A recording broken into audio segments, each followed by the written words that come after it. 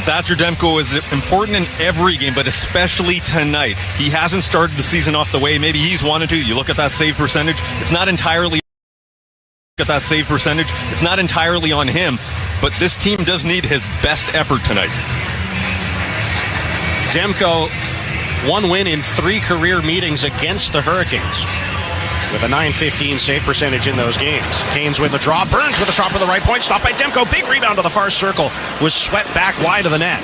And Kakaniemi gets it on the right wing side. Rims it around to the left boards. Jacob Slavin pinches in from the line. For Andrei Svechnikov in the corner. To Martin Necas on the boards. Necas drops to Svechnikov. Tried to go back to Necas, but it rolled off his stick and out to center. And the Canucks can get a change with the Hurricanes on top of them early in this first period. Slavin in his own zone. Passes right wing to center for Kakaniemi. Goes back to Slavin in the defensive end. Hurricanes will start to change themselves. As Brent Burns, the former San Jose Shark, fires it up the right wing, and Teuvo Teravainen tips it in deep. Sebastian Aho after it on the forecheck, overskated the puck. Tyler Myers gets it up the right wing for Niels Höglander, and he'll tip it to center. Teravainen cleared to the red line, but it's knocked down by Pettersson for Höglander in on the right wing with a wrist shot that deflected off the stick of Brady Shea and out of play, so the Canucks get an offensive zone draw. 1:05 into a scoreless first period tonight against the Hurricanes. And the first opportunity for the Canucks coming down the right-hand side, Niels Höglander lets a shot go, but it is deflected into the crowd. Now, before that, you're starting to see why Carolina is so dangerous. They're relentless in the offensive zone. They put you under pressure, and that's what the Canucks have had to deal with early on in this game. Pettersson thrown out of the circle on the offensive zone draw, so Podkolzin steps in but loses it to Aho. Got it back to Brady Shea, and he rims it around the far glass and out to center ice. Puck is knocked down for Podkolzin. Onto the right wing for Höglander. Centers for Pettersson going to the net. Trying to backhand drop pass. Although he may have been better off shooting, as the feed didn't get through to Podkolzin, but the Canucks keep it in the Carolina zone. Pettersson tips behind the net for Höglander. Bottom of the right circle. Backhand centering feed deflects to Seth Jarvis. And he'll pass it up the left wing and out to center for Sebastian Aho, who dumps it into the Canucks zone. Ekman Larsson back to it in the corner. Gets it ahead to Myers, then up the boards for Pettersson. He'll lift it high in the air to the Carolina zone on the backhand, and the Canucks begin a line change with Jalen Chatfield, the former Canuck, back to the puck. Chatfield gets it ahead for Dylan Coghlan. Now to center for Jordan Staal. Carries to the Canuck blue line. Tied up by Jack Rathbone. He's forced out of the zone. Staal brought it back in. And it's offside against Carolina. And early in this game, the Pettersson line again creating for the Canucks. They are creating opportunities, especially along that right-hand side. Niels Höglander able to enter the zone, able to corral the puck. Sets up Elias Pettersson, who probably should have been a little bit more selfish there in the middle of the ice, but he decided to pass to Podkolzin. Didn't work out. Canucks win the draw at their own line. Kyle Burrows lifts it up the right wing. It's batted in deep by Connor Garland from the wrong side of center. And that's icing against Vancouver. And that is also a new look line. You talk about putting lines in a blender. That's what Bruce Boudreau has done here. When your team is struggling, you have to try new things. You've got Oman, Garland, and Kuzmenko. Not exactly the type of line we've seen in the past, but you never know. When you're struggling as a unit, you have to try new things. Niels Oman has been a pleasant surprise for the Canucks this year. Bruce Boudreau talked about him being the second best Canuck the other night. And he's being given an opportunity, elevated to the third line tonight with JT Miller moving back to the wing. Hurricanes have it in the Vancouver zone. Brent Burns right point with a long shot. It hit Jordan Martinook in front. Comes to Jesper Fast with a quick shot from the slot. And he wired it over the target. Kyle Burrows passes behind the net for Jack Rathbone. Rathbone in the near corner, chased down by Fast. Goes back behind his own net for Kyle Burrows. Plays it up the far side for Connor Garland. He was pressured on the forward check by Stefan Nason, who gets it back deep into the Vancouver zone. Canucks have to regroup. Kuzmenko's able to clear it to center. And Lazar skates onto it up the right wing, trying to dump it in, but whipped it into the Carolina bench. Instead, 2:48 elapsed in a scoreless first period. The Hurricanes out shooting the Canucks 2-0 tonight in Vancouver. And there are two moments in that sequence where Jack Rathbone and Kyle Burrows are trying to get the puck out of their zone, but you have to make sure that those passes land crisply. Otherwise, Carolina's on you at the blue line, and the Canucks are going to have to be careful around their own blue line tonight. Relentless forecheck from Carolina. As Brisebois is back to a puck in his own zone. Sent it up the near side for Tanner Pearson. Now to center for Curtis Lazar.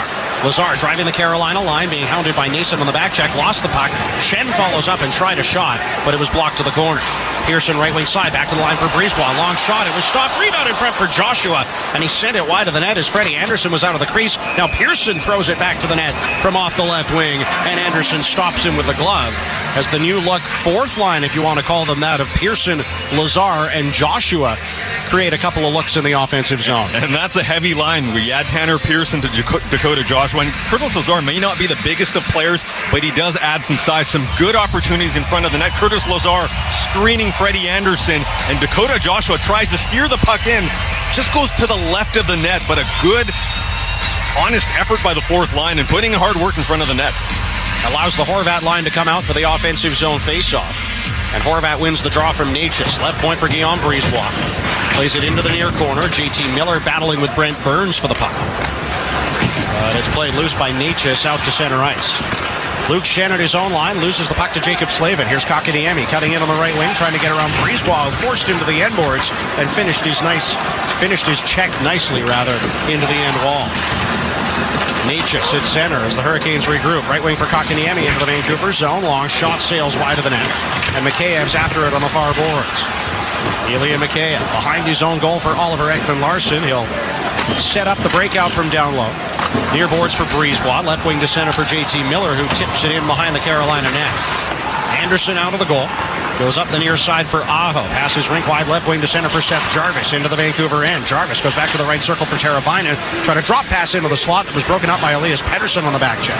He makes a nice pass up the far side for Niels Höglander, who whips it to center for Vasily Podkolzin, and he dumps it into the right corner in the Carolina zone. Höglander on the forecheck hit Brady Shea into the boards. Canes get the puck free, but it's held in right point by Tyler Myers. 4.5 minutes into the first period, no score. Vancouver and Carolina tonight at Rogers Arena. Pettersson left corner. Hits Shea into the boards, but it's played loose and out to center by Sebastian Aho. Feed up the right wing. Was out of the reach of Seth Jarvis, but icing's waved off as Jarvis and Myers go after the loose puck in the far corner. Jarvis back to the line for Dylan Coughlin. Long drive, kicked out off the right pad of Thatcher Demko.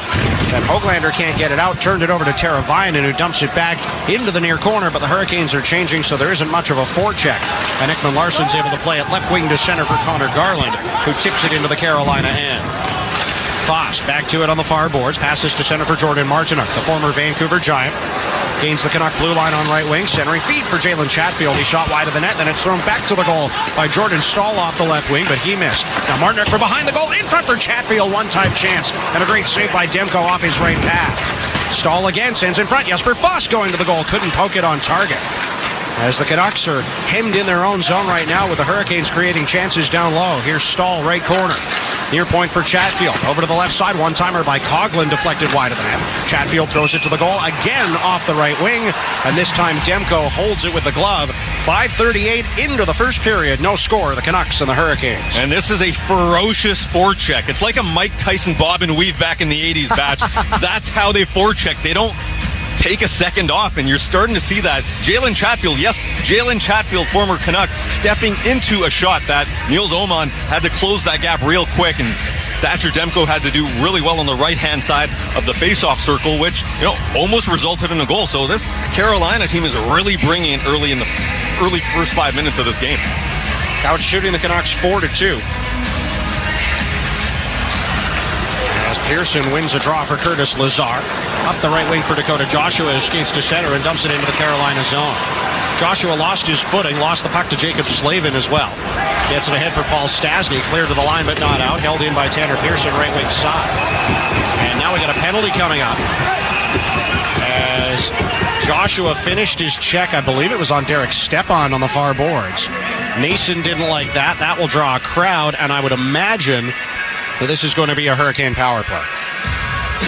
It did look like the penalty was called before the scrum started, so Dakota Joshua was motioned by the referee to get out of that scrum and head toward the penalty box, and that's where he's going. So the hit was along the boards, and yes, he did kind of put his elbow into that. It was Stastny that he caught along the boards, not Stepan. I'll correct myself. It was right next to the Carolina bench, and it's going to be called interference, but it was a shoulder, maybe a little bit of elbow in there, but definitely a shoulder, and Dakota Joshua going to the penalty box 2 minutes for interference. The penalty comes 5:55 into the first period, so the Hurricanes get the first power play of the game. They're running at just over 21% on the man advantage this year, 17th in the NHL. And the penalty kill is brought to you by Foundation North Vancouver. Stay out of the box. Shop FoundationNorthVan.com.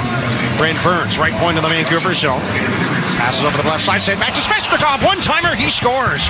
Beautiful feed from Marty Necas at the top of the left circle. Andrei Svechnikov was wide open on the right wing. He's got his 7th of the year, and the Hurricanes lead 1-0 with a power play goal. And they may be 17th in the league in the power play, but just the way that they execute this within a few seconds, cross-ice pass, seam pass, just beautifully done by Necas, who is an excellent passer to the right-hand side to Svechnikov, and the Carolina Hurricanes leader in goals adds another one to his tally. And really, that was way too easy from a Canucks perspective. The passing lane was wide open for Necas to make that pass. Great pass, but yet again, another opportunity on the penalty kill, which goes the other way for the Vancouver Canucks. They cannot get a kill to start off the game. 6:06 of the first period, the time of the goal, brought to you by Crowe Mackay, Western Canada's trusted accountants for over 50 years. Find out more at crowemackay.ca. Svechnikov's 7th of the year on the man advantage. The Hurricanes are 1-for-1 on the power play, and they lead the Canucks 1-0 as well. Höglander dumps it to the left corner in the Carolina zone. Brady Shea back to it, cleared it up the near side. As they'll battle for it, Canucks trying to hold in at the blue line. Brady Shea is able to clear to center, and Elias Pettersson has it back in his own zone.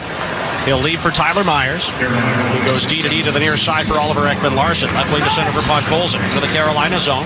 Throws on the brakes. Passes down the near wall for Pettersson, who takes it at the left wing hash marks. Cycles to Podkolzin. Back to Pettersson, now at the left point.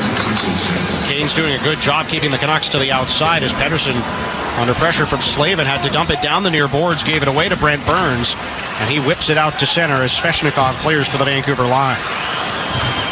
Pettersson dumps it back the other way. Anderson out of his crease, leaves for Brent Burns behind the goal. And he'll pass it up the near side for Marty Necas. Necas gets it to the Canuck blue line. Rathbone knocks it down for JT Miller on the near boards, and he'll drop it back to Kyle Burrows, who gets it off the wall and out to center for Ilya Mikheyev. Mikheyev drops to Rathbone, and for Miller, back to Rathbone. Nice move around Svechnikov into the Carolina zone. Tried a shot from the slot, but fanned on it, and the Hurricanes ice the puck. As we see Jack Rathbone jumping up into the play nicely and nearly creating a chance as a result. And that's why Canucks fans were clamoring for him to be in the NHL, to be in the lineup where he just dances through the blue line. Easy zone entry for him, but also dangles a couple of Carolina Hurricanes. But this is going to be a key moment for the Vancouver Canucks. How do they respond to giving up the first goal in this game? We saw what happened against Buffalo. Carolina doesn't take shifts off. How do you respond to letting in one early here? Should mention as well, the goal came just 11 seconds into the power play for the Hurricanes. Joshua in the box, and it was Svechnikov from Necas and Burns. As Carolina ices the puck off a face-off win in the defensive zone. We're almost at the 8-minute mark of the first period. Carolina leads Vancouver 1-0. And I'm, just in a position of just kind of marveling at this Carolina team every time I watch them. They've taken on the personality of their coach. Rod Brind'Amour, super skilled when he was a player, but very intense. Relentless, and that's how they play. Canucks with an offensive zone face-off trying to answer back. Necas wins it from Garland to the near corner for Brent Burns. Got it up the wall to center, and here is Jesperi Kotkaniemi. Tried to play a pass up the left wing for Svechnikov, but fanned on it. Hurricanes are content to dump it in instead and begin a line change. Myers back to the puck behind his own net for Niels Oman at center. Onto the right wing for Garland. Mishandled the puck gain to the Carolina line. It comes to Kuzmenko. Drops it back to the line for Ekman-Larsson. Long shot was partially blocked by Teravainen and rolled wide of the net. Behind the play, Dylan Coghlan has gone down in a heap. Not sure exactly what happened, whether there was contact away from the puck. But I don't see an arm in the air from either referee, and Coghlan is back to his feet and is going to skate off under his own power. 8:08 into the first period. The Hurricanes lead the Canucks 1-0 on Alpine Credit's Canucks Hockey on the Sportsnet Radio Network. Hey, it's James Cebulski back with Ken Priestley, and great news. Dunbar Lumber Express in Ladner now has skate sharpening. You know what, James? I've hoisted that silver mug. I know firsthand the importance of quality skate sharpening during the season. By adding Steve Jung from Ice Level Sports, it's another way for Dunbar Lumber to connect with the community. Love it. So this season, come to Dunbar Lumber Express and get those edges right. For more information, visit dunbarlumber.com. With TELUS, you're a part of something bigger. We are helping make the world a better place by using our technology for good. TELUS Health is innovating to help make good health and well-being easier for all. From field to fork, TELUS Agriculture is improving our global food system. And we're investing in sustainable technologies to protect our planet. You can learn more at TELUS.com/purpose. Join us and let's make the future friendly. HVAC dealers and contractors, would you like exclusive perks just for doing your job? Join Andrew Sherritt Limited's HVAC dealer program today. Get rewarded for your hard work with increasing discounts on Rheem products, marketing co-op funds, free annual all-inclusive trips, and more. Plus, all HVAC dealers can receive seasonal cash back on eligible Rheem units installed. Talk to your local Andrew Sherritt Limited rep to enroll. Location and product information available at Sherritt.com. That's SHERET.com. This is Tyler Myers of the Vancouver Canucks, and you're listening to Sportsnet 650 Radio. 8:08 elapsed in the first period tonight in Vancouver. It's the Hurricanes 1 and the Canucks nothing. Every game will feel like the big game when you bet with Play Now Sports, the official sports betting partner of the Vancouver Canucks.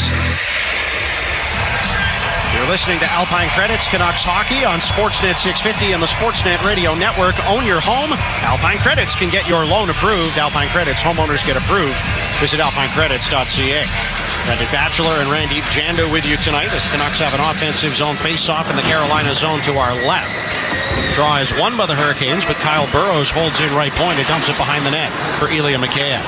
Mikheyev pokes it out the left side of the line for Jack Rathbone with a long snapshot right on, but there was no traffic in front, and Freddie Anderson held for the whistle. And Freddie Anderson was in Vezina discussions last year. Remember, there was some health trouble that he's had over the past couple of years, but part of the reason that he's been so good, especially in Carolina, was that they don't give up much. You talked about allowing the Canucks shots from the perimeter. That's what they do all season long. So it's a credit to Anderson and how well he can play. But defensively, this is a juggernaut of a team. Anderson, a former Jennings Trophy winner back in 2016 with the Anaheim Ducks. 35 wins in 52 games last year for Carolina.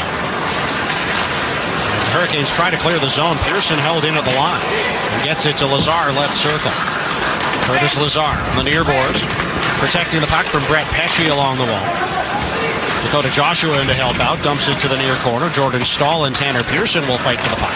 Pearson gets it loose to Joshua, tried a one-time chance from a tough angle left circle, blocked by Brady Shea, and the Hurricanes get it out.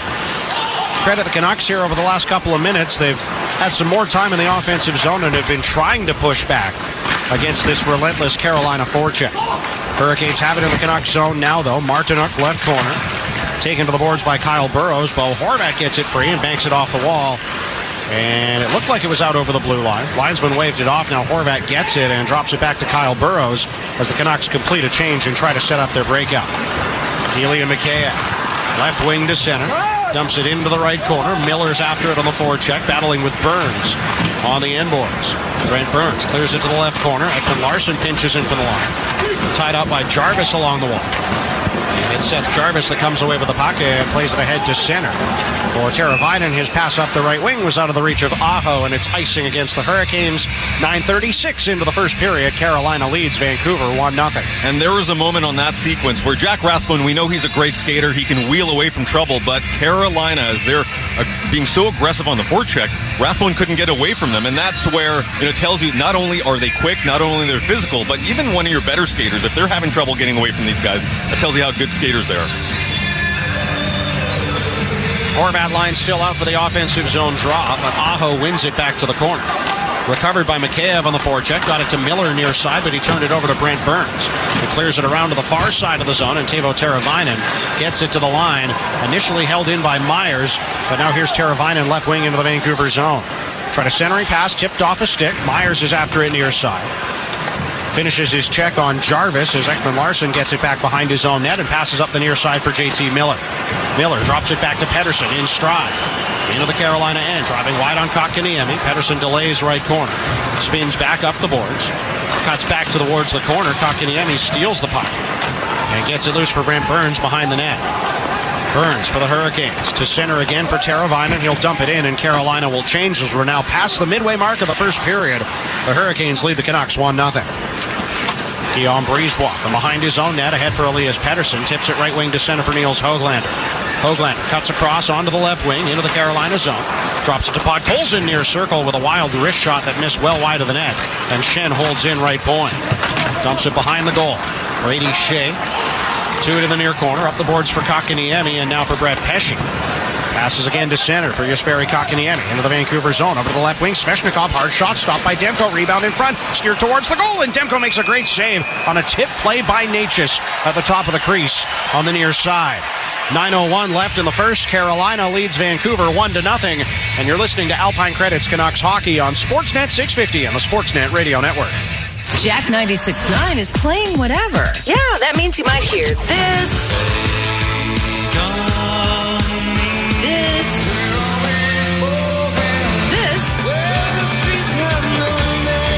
And even this. I like the way you work it. No, baby, no. Jack 96.9. Check us out today on whatever you listen to. Your radio, the Radio Player Canada app, or on your smart speaker. Just tell it to play Jack 96.9 Vancouver. Step 1. Acquire a free recycling bin from North Star Metal Recycling. Step 2. Deposit your scrap metal into said bin. Step 3. Profit. It's just that easy. If you're a manufacturer who needs to recycle metal, then contact North Star Metal Recycling today, Vancouver's premier metal recycler. North Star Metal Recycling. They recycle, you get paid. Visit North Star Metal Recycling today and ask for Adam, 1170 Powell Street in Vancouver. A friendly maritime, how's she going? It's me, Ron James. For a terrible, treacherous time in September, Hurricane Fiona trashed my beloved birthplace and she was down for the count. But Atlantic Canadians know how to pull themselves up off the mat if anyone does. Before you know it, they'll be rolling out the welcome mat and inviting you back into their homes again. But they need your help. And how? Please donate what you can. Just go to redcross.ca. 'Cause trust me, any maritimer do the same for you. This is JT Miller of the Vancouver Canucks, and you're listening to Sportsnet 650 Radio. All season long, when a Canucks player scores a hat trick, make sure to tune in to the post-game show for a shot at a Triple O's prize pack. With a passion for fresh, quality local ingredients, Triple O's is a taste like no other. Brendan Batchelor and Randeep Janda with you again tonight. 9:01 left in the first period at Rogers Arena, where the Hurricanes lead the Canucks 1-0 on a goal by Andrei Svechnikov. His 7th of the year on the power play from Marty Necas and Brent Burns. As the Hurricanes win a draw in the Vancouver zone, and Jalen Chatfield's shot from the right point goes wide of the Vancouver net. Tanner Pearson, after the puck on the near boards, plays it behind his own goal for Jack Rathbone. Rathbone sweeps it up the far side. Dakota Joshua can't clear it out as Derek Stepan tried a shot to the net. It was blocked by Rathbone. Karam's out to center, and Chatfield slaps it right back in. Rathbone in the near corner. Protecting the puck from the forward-checking forward, Paul Stastny. Hurricanes get it loose again. Stefan Nason on the right wing. Rims it around to Dylan Coughlin left side. Back to Nason behind the net. Try to wrap around chance. Mishandled the puck. And Rathbone cleared it from the top of the crease. But it's still in the zone. Stepan shoots off the right wing. Stopped by Demko. Made a save on the rebound. Then the third chance is in. But immediately waved off by the referee at the side of the net. So I believe it was Paul Stastny that poked it in. But full credit to referee Kyle Raymond, who was in position right at the side of the goal to wave it off. And the Hurricanes aren't happy at this. Derek Stepan is waving it off, saying that should have been a goal. But right before that, Batch, the pressure from the Hurricanes is immense right now. There's no goal on the play. Incidental contact with Stastny in the blue paint. No goal. So not enough for a penalty to Stastny for goaltender interference, but they are saying incidental contact with the goaltender, which negates what I believe would have been a Derek Stepan goal. And the shot came in from the right-hand side, where Paul Stastny is definitely in the blue paint. He makes contact right before it gets batted home, and he actually looks like he kicks it in. He side-foots it in. Well, and I think the biggest factor here is his skate is in the spot that Demko's leg needs to get to make the save. Yes. And because he's standing with his skate in the blue paint, Demko can't kick his leg to the spot where he needs to keep the puck out, and I would imagine that's why they've made this decision. And Rod Brindamore and his staff are looking at their iPads, looking at their tablets, saying, asking some questions of the referees, but you're right. There was not an ability to push off towards that side, and that's why, that was one of the issues. He also made contact right before that as he was going to that side for Demko. One thing we were talking about in the break just before we came back is Demko seems to be struggling with his rebounds tonight, and that was a sequence there where that did happen. Those second and third chances were created because of the rebound. And now we got the referees on their headsets, so I believe this will be a challenge from Rod Brindamore and the Hurricanes that is resulting in them having yet another look at this one on the tablet. So there are two things I see here. One is as Stastny is going through the blue paint, he makes contact. So there might be a case to begin with as far as some interference. But then the point you added on the right post, as Stastny occupies that space, but Demko can't get there. So to me, it's kind of two infractions there, but definitely the first one where contact is actually made. So it'll be interesting to see how this coach's challenge pans out, as our two referees tonight are Kyle Raymond and Michael Markovich, and they've both got the headsets on, watching this play on the tablet. And I think part of the question here is going to be, is Stastny pushed in by Curtis Lazar? As they're engaging in a battle as they go to the net. And Lazar kind of has his stick between Stastny's legs. So, I'll be honest, this is one of those ones that's right on the line. I have no idea which way it's going to go. Yeah, to me, that is not something that Curtis Lazar is doing wrong. I understand he's got body position on him. He's not necessarily throwing or cross-checking him into the blue paint, but he definitely has body position on him. Now, it's not like Stastny is trying to get out of the way. He's gliding into the crease. He's not really, in my opinion, making an effort to get out. As we've got a decision, here is referee Kyle Raymond.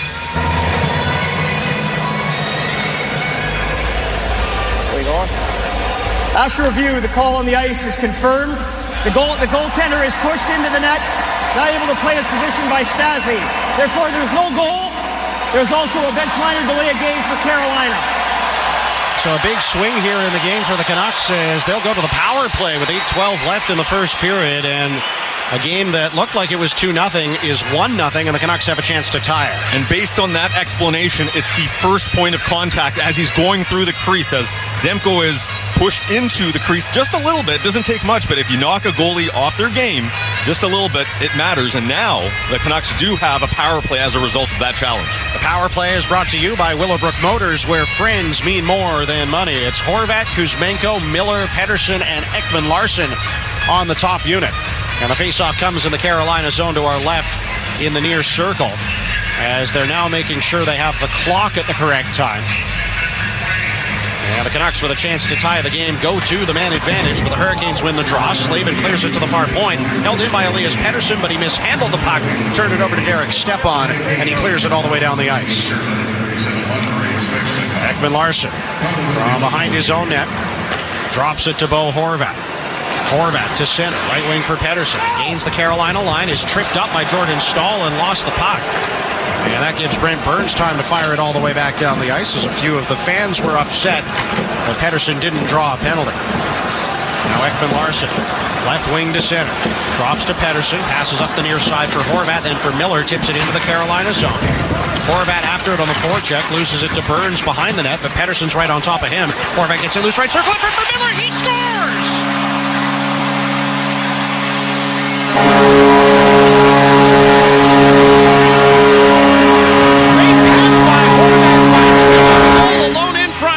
And the Canucks strike on the power play to tie the game at 1. And the Canucks power play needed that after the opening goal by the Carolina Hurricanes. Good zone entry by the Canucks coming in on the left-hand side. Bo Horvat sticks with the play, keeps fighting through as Pettersson behind the net continues that forecheck, and the puck comes back to Bo Horvat on the left side of the net, is patient with the play, makes a nice, easy pass to JT Miller as Tara Vinen lunges but misses the puck, and that's an easy goal for JT Miller. Tie game. Third of the year for Miller on the power play comes at 12:30 of the first period. The time of the goal is brought to you by Crow Mackay, Western Canada's trusted accountants for over 50 years. Find out more at crowmackay.ca. And so a huge swing in the game. Canucks thought they were down 2-0 moments earlier. The Hurricanes' goal is canceled out. The coach's challenge unsuccessful. Canucks go to the power play. And JT Miller, who in many ways has been public enemy number one in this city, scores a huge power play goal to tie the game. And what I liked about that goal, Batch, was that Bo Horvat comes in with the puck, comes in with speed, but Kuzmenko and Pettersson win the puck battle along the boards. They're the ones that free up the puck, and the puck squirts back to Bo Horvat. But it's that hard work that gets that goal. It's a 2-on-2 battle with Kuzmenko and Pettersson, and they end up winning that. That frees up the opportunity for Horvat and Pettersson. One player's not going to get them out of this, this dry spell. They're going to have to do it collectively, and that was an example of how they can.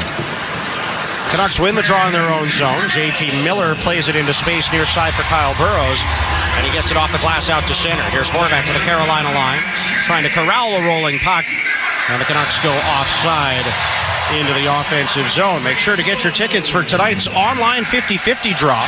Go to Canucks.com/online5050 to enter. Ticket sales close at the end of the second intermission. Must be 19 plus and located in BC at the time of purchase to play.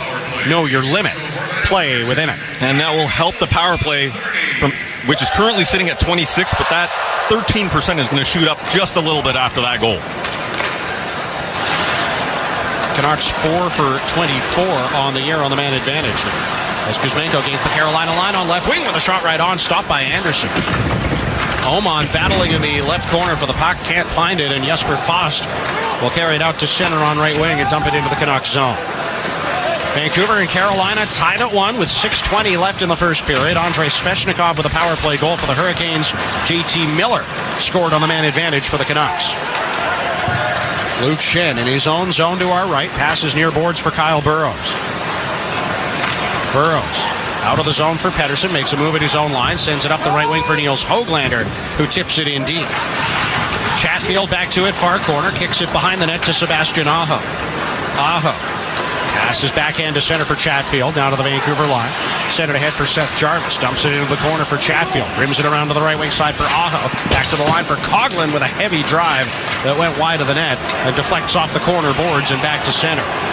Seth Jarvis deep in his own end, hit hard into the end boards by Elias Pettersson. Colson comes in and finishes his check on Jarvis too. The fans enjoyed that, but the Hurricanes get it out to center nonetheless, and Aho dumps it in on the right wing. Tyler Myers near corner. Plays it around to Colson on the far boards. He'll fire it back around to the near side. Myers in his own zone. Passes to center for JT Miller. He'll gain the Hurricane line on left wing. Miller stops up in the near corner. Cycles to the end boards. Horvat has it behind the net. Pinned to the wall by Jacob Slavin, who comes away with the puck. Plays it high in the air on the backhand to the Vancouver blue line. 5 minutes left, first period. Canucks and Canes tied at 1. Puck is dumped in behind the Carolina net. Jacob Slavin back to it. Is hit by JT Miller as he clears it up the near boards for Derek Stepan, who got it out to center, but Jack Rathbone knocks it down for Ilya Mikheyev, middle of the ice. Goes back to his own line for Rathbone. Across to the far side for Kyle Burroughs. He'll skate it to center himself. Feed up the right side for Lazar into the Carolina end. Long shot kicked to the corner by Anderson. Lazar sends it front for Dakota Joshua. Couldn't take the pass. It bounced off his skate and wide of the goal. Then Burroughs holds in right point. Slavin behind the net. Hit by Pearson on the forecheck. Lazar gets it loose to the left circle for Guillaume Brisebois. Forced behind the Carolina net. Brisebois in the far corner. Spins away from Martino. Still battling for the puck. Got it to the back door as Joshua tries to poke it in. Puck is loose side of the net, and the Hurricanes get it out to center. Canucks starting to push the pace and establish the forecheck themselves. They've created a couple of good chances as a result. With 4 minutes left in the first period and the game tied at 1. Now the Hurricanes dump it in. Jordan Stahl, right corner. Pinned to the boards by Ekman Larsson. They'll battle for it behind the net. Niels Oman digs it loose for Ekman Larsson near corner. He goes ahead for Andrei Kuzmenko, who's going to skate it out to center himself. Kuzmenko, left wing for Oman. Dumps it in over the head of Freddie Anderson, and Connor Garland's after it right corner. Gets it free for Oman. To the right point for Myers. Long shot was deflected wide of the net. It's found on the near side by Marty Natchez, and he'll clear to center for Carolina. Myers at his own line. Banks it off the glass near side. Kuzmenko kicks it into the middle of the ice. Garland couldn't get to it. Svechnikov hooked it the other way, and Jordan Stahl dumps it in with the Hurricanes changing. Now Myers from behind his own net is going to carry to center himself. Svechnikov hassling him on the back check. Forces Myers to dump it in, and Kotkaniemi from the end boards turns it over down low to Höglander. Got it to Pettersson, back to Höglander, left circle. Sanders in front for Podkolzin, couldn't get a shot away. And instead, the Hurricanes carry to center. Svechnikov dumps it in, wide of the net of Thatcher Demko. Back and forth action late in this first period. As Höglander tries to pass to the slot, turned it over. Teravainen gets it to Kotkaniemi and is stopped by Demko on a great shooting chance wide open to the left circle after the turnover by Höglander. And Demko bails out his teammate as the Canucks get it to center. Here's Podkolzin onto the puck down the right wing. Plays it to the left circle for Höglander. He's forced to the boards by Teravainen, who got the puck free, and Dylan Coghlan gets it out to center. Now Seth Jarvis for Teravainen to the Vancouver line. Onto the right wing for Sebastian Aho. Back to Brent Burns, trailing the play. Carries into the right corner. Burns centers in front. Puck is in the skates of Seth Jarvis, top of the crease. Canucks are able to clear and send it all the way down. This will be icing against Vancouver. And a critical moment here because this line won't be able to change, and Niels Höglander in particular looks exhausted. And this is, if you like fast hockey, if you like relentless hockey, this has been a pleasure to watch for the last couple of minutes because the Canucks are now bringing their own aggressive forecheck. They're bringing their own possession game. They're not shying away from contact. They're bringing it themselves. Pettersson and Podkolzin, a couple of monster hits on Seth Jarvis. Pettersson and Höglander have both been on the ice for more than a minute here as the Hurricanes win the draw. Shot from the line by Slavin is stopped by Demko, and he'll get an important whistle. 2:08 to go in the first. The Canucks and the Hurricanes are tied at 1 on Alpine Credits Canucks Hockey on the Sportsnet Radio Network.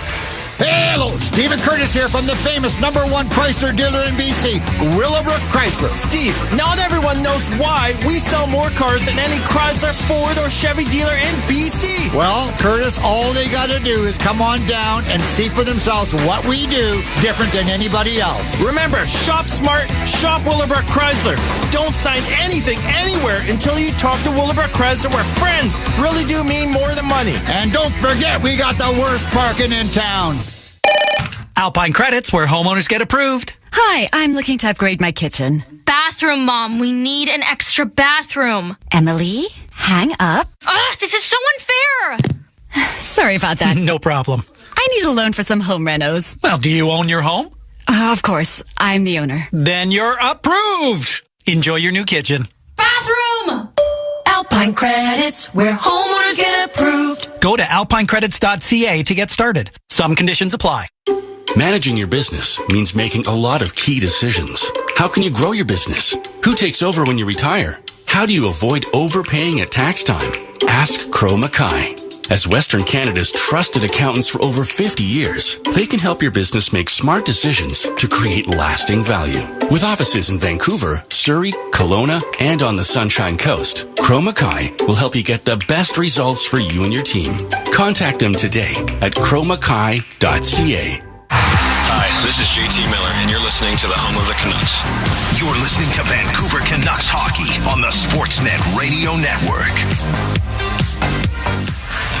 2:08 remaining in the first period tonight in Vancouver. The Canucks and the Hurricanes are tied at 1. Brendan Batchelor and Randeep Janda with you. Thanks for joining us along the Sportsnet Radio Network tonight, whether you're in Saanich, Salmon Arm, or wherever you're tuning in. We appreciate you spending your evening with us. Let us know where you're listening from. You can reach me on Twitter, Instagram, and TikTok at Batch Hockey. He is at Randeep Janda, also on Twitter, Instagram, and TikTok. And our flagship station is at Sportsnet 650. You guessed it, on Twitter, Instagram, and TikTok as the Canucks ice the puck off a defensive zone face-off, and the draw will come back into their own end yet again. And a key moment in the first period, the disallowed goal. It looked like it could have been 2-0 for Carolina, very similar to that Buffalo game. But what happens this time around, Batch? The Canucks respond. It's disallowed, and they come back and score a goal. Rod Brindamore helping them out a little bit, too, by challenging a goal that had already been disallowed on the ice and sending Vancouver to the power play, where JT Miller tied the game at 1. Battle in the near corner in the Vancouver zone. Dug loose by Ekman Larsson. Took a high stick from Kotkaniemi that went undetected by both officials. And Ekman Larsson for the near side plays it ahead for JT Miller, who lifts it out to center. Marty Necas back to the puck at his own line, across for Jacob Slavin, threw it out to center, but it's knocked down by Kyle Burrows. He'll play up the left wing for McHale. Drops to Luke Schenn, who dumps it into the Carolina zone. And the Canucks will change, so there isn't much of a forecheck, and Slavin has time to set up the breakout from behind his own net. They'll feed near side for Brent Burns. Passed it to center. Bounced off the stick of Dakota Joshua to Sebastian Aho, who streaks in on the left wing. Drops to Teravainen. Left circle. Threw it out in front. It was cleared from the crease by Burrows, but Pesce's got it right point. He dumps it across to the left corner. Teravainen picks it up off the boards. Back to Aho with a one-time chance right circle. And he hit the outside of the net, basically from the same spot that Svechnikov scored from. Now Pesce with a shot for the line. It's blocked out to center by Lazar. Pesce dumps it back in on the right wing, and Jarvis is after it left boards. Lost the puck. Joshua got it to the line, not out, and Brady Shea shoots wide of the net. Then it's sent out front for Aho. Nice pass from Jarvis behind the net. He directed it goalwards, but Demko was there to cover up. And it is difficult for the Canucks to get the puck out of their zone right now. Carolina is trying to prove a point, trying to get that second goal. Very important. This has been something that the Canucks have struggled with early on this year, getting out of a period in that final minute and not allowing a goal. It's vital that they don't allow one here, because they should be confident coming out of this period that they've been able to hang with the Carolina Hurricanes if they can move on from this period with it tied. I think that'd be a bit of a victory here based on the way that Carolina has been playing. 14-6 are the shots in favor of the Hurricanes.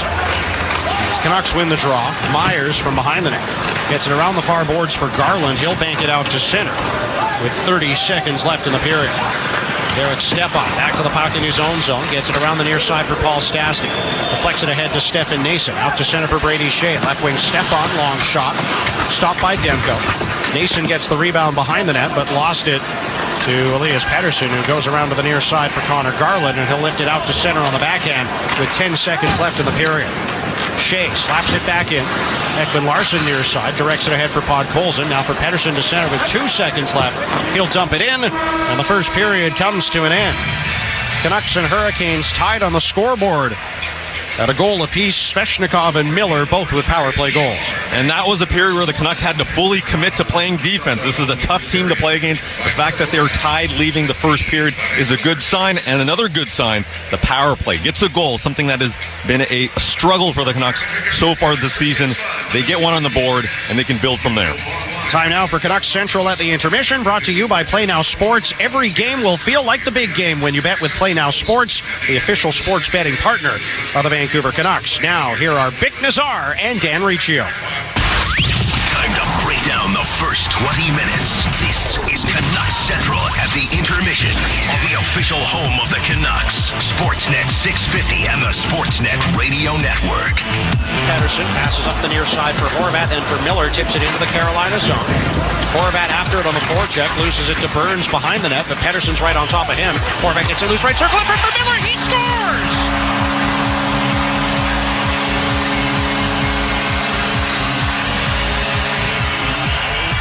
Great pass by Horvat finds Miller all alone in front, and the Canucks strike on the power play to tie the game at 1.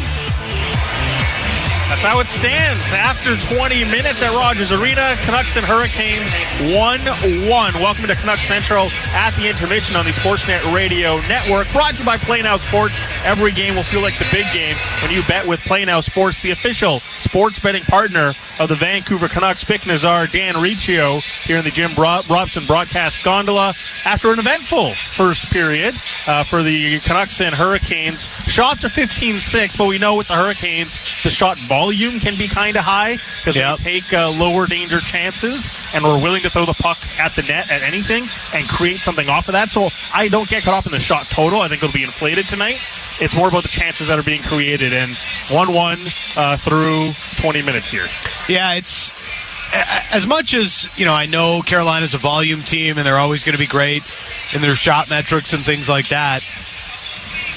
It is still indicative of where the territory was. Or maybe just that a persistent problem for the Vancouver Canucks this year is that they don't generate much at 5-on-5 offensively.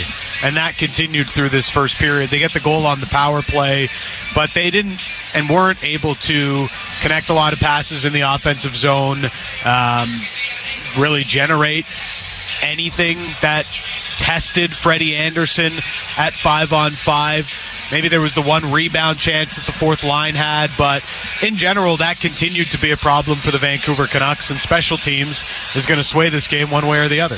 There were a couple of rush opportunities for the Canucks that, as to your point, they didn't connect on a couple of passes to maximize the opportunity and try to make something better out of it. And it was most notably that Pettersson line that was out there with Podkolzin. Not Pettersson's best first period. No, but again, he factors into the goal. We'll get into that in just a minute. But that line had a couple of rush chances where at one point, Höglander doesn't make a pass to Pettersson, and so it dissolves a rush opportunity, and suddenly when Carolina gets back, it's harder to create something. They also had one where Pettersson and Podkolzin end up in the same spot, and when you both end up in the same spot waiting for a pass, you're going to invite more defenders as well. So there was a couple of maybe miscommunication moments from that line, but it's been mostly rush opportunities that they've been trying to create that just haven't come off. We'll get into the goals in just a second, but that looks like how the Canucks are trying to engineer their offense so far. Yeah, and I noticed that last shift there, Connor Garland taking a turn with Podkolzin and Pettersson. Wonder if Boudreau's already moving away from Nils Höglander on that line, or if it's something else. We'll find out as the period goes on. But, it was that line specifically. Yeah, they have opportunities. They just could not connect many passes. And there was one play, and it's not really on Höglander, but he got a nice pass out into the slot. Both Podkolzin and Pettersson were in the same area. Podkolzin ends up taking it, but it would have been better for Pettersson because he was lining up a one-timer or one of his patented quick wristers to get at the net. Podkolzin wasn't in that position to shoot, but there was a little bit of that, doubling up on positioning through that first period for the Canucks. Yeah, and not quite enough high danger chances, and realistically, that fourth line, they're the one that had the best sustained zone time, and it came off of actually Pettersson and Podkolzin having a good shift. They kind of run Seth Jarvis in the corner, and it's that sort of energy. It just kind of sparks something in the building as well. Fourth line comes right out, and with that territorial advantage that you kind of mentioned that Carolina had, but in a moment Vancouver had, they generated a couple of rebound chances, long zone time. Their entire shift was spent in the offensive zone, which is a great win against also the Carolina fourth line, but nevertheless, it was a tough period at 5-on-5, but the special teams is once again the story. Now this time the Canucks do convert a chance, and let's start there. They score on the power play. This is big. Here's the thing, though. I have a little trepidation over it because this wasn't... You're not sold, hey? No, my thing is it just doesn't look functional when it's all set up. The chances that they've created and the goals that some of them that they've scored have been off the rush. This one was get the puck in deep, win a battle, and Pettersson, I think it might be a generous assist, but nevertheless, he causes some havoc, and the puck pokes out to Horvat, who kind of does a little stick fake, and I think tempted Teuvo Teravainen to play a different passing lane. He kind of took a passing lane of going to the point for OEL, and then he just slid it to Miller, and Miller's got to tap in. So it's a power play goal, and you take it, and you love it. It's 1-1. The problems with the Canucks power play have been once you get set up. I don't know how sustainable rush power play chances are over the course of weeks and months of a season. It's it is still a little bit, I don't know if alarming is the right word, but yeah, it just doesn't look as clean as it did last year. Certainly at the end of last year. I mentioned Pettersson didn't have a great period. He does get the assist on this goal here. But there's two plays on the power play. One, a puck is being rimmed around, and he just mishandles it, and it ends up getting cleared. As they get the puck, it's going to be Pettersson on the entry. He tries to go through two Carolina players as they try to stop him at the offensive blue line. He's unable to get the puck over to the wing, and it's another clearance. They end up scoring on the next one as the Canucks go through Horvat, JT Miller down the left wing to get the entry before the eventual goal. Look, I think it's the right way to go. I know this team in the past has used Horvat a lot on the entries on the power play, but I do think ultimately the goal is to have it be Pettersson because that is their best avenue to get set up and get the chances and the opportunities that they hope to get. They did connect on a couple of rush opportunities where it gets dropped to Pettersson, who does a little touch pass to Horvat. It's an interesting contrast between the two because I think Pettersson's got more deception and agility into the way he skates the puck with the puck, and he can open up avenues for himself, but I would say Bo has more balance. and has a stronger stride in general to power past people. And in general, I would say they're probably their two best puck carriers if you're doing the drop pass. Like, I'd rely on Quinn Hughes all the time, but nevertheless, they can combine on a couple of plays that can be interesting, but it just matters, like, do you want the skill or do you want the power? Yeah. When you're trying to do zone entries. Pedersen failed on a couple.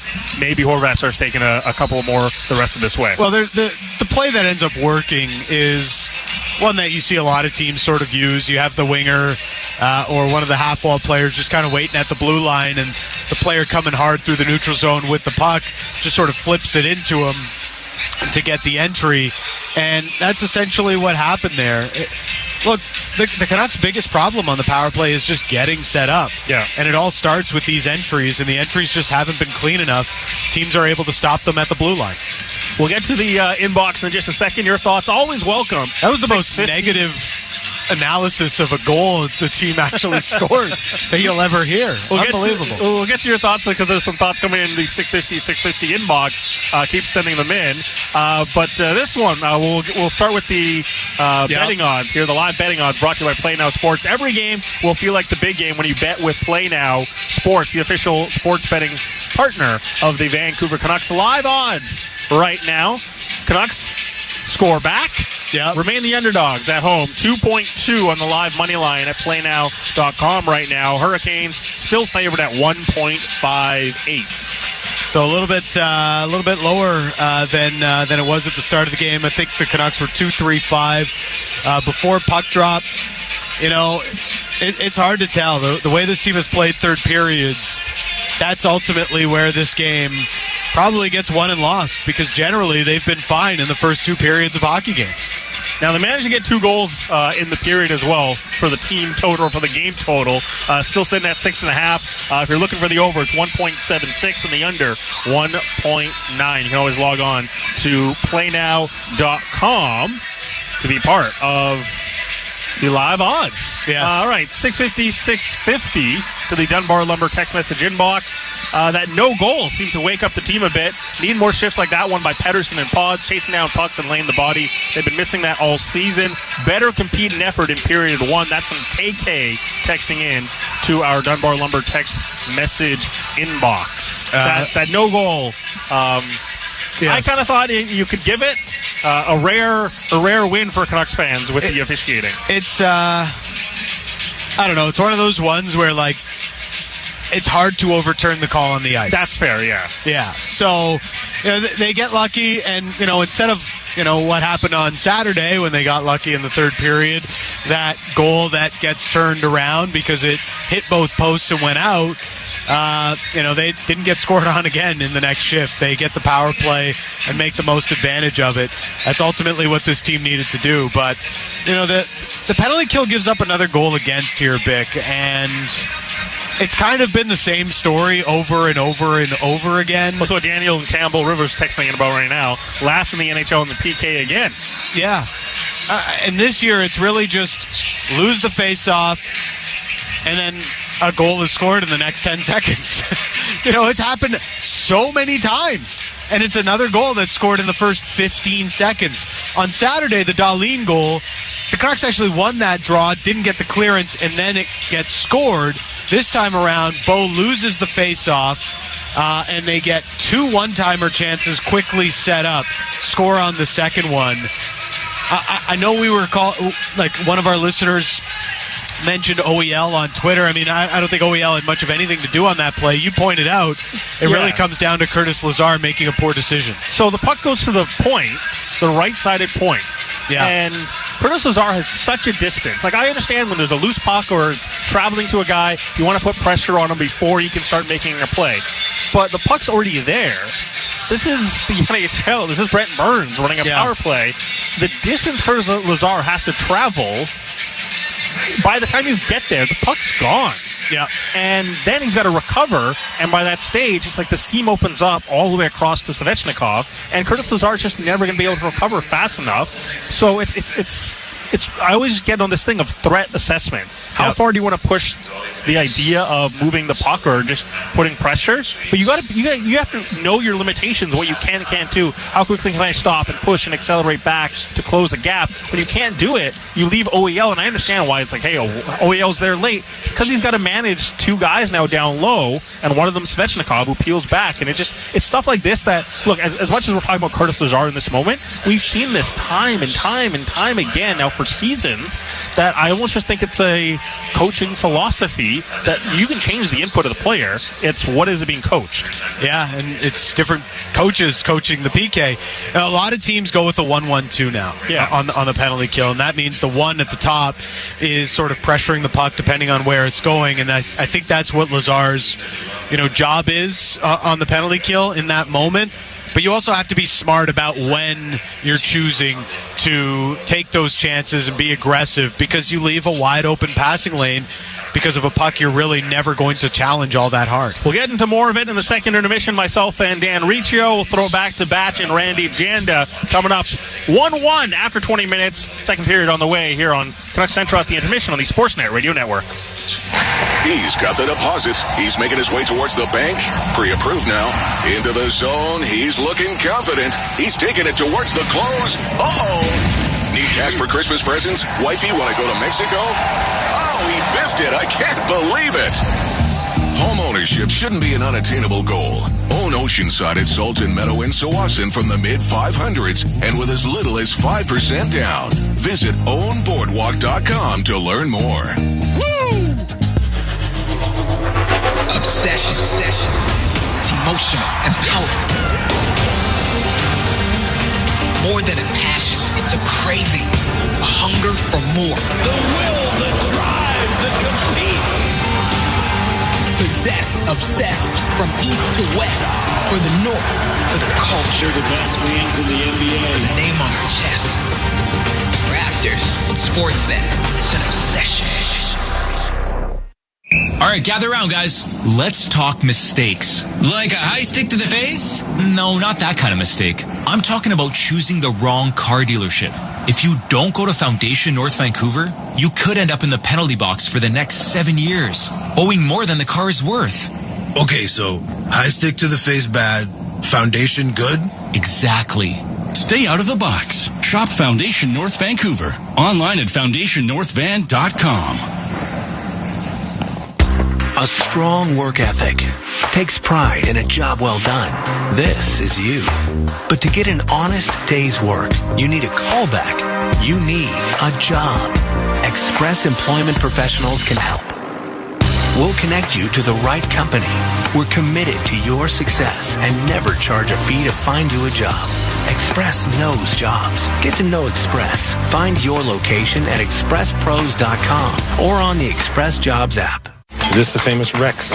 Sundays 8/7 Central on City TV. Come on, pal. Oh, don't be like that. Hudson and Rex. All new episodes on an all new night. A little old school, good cop, bad cop is what we need right now.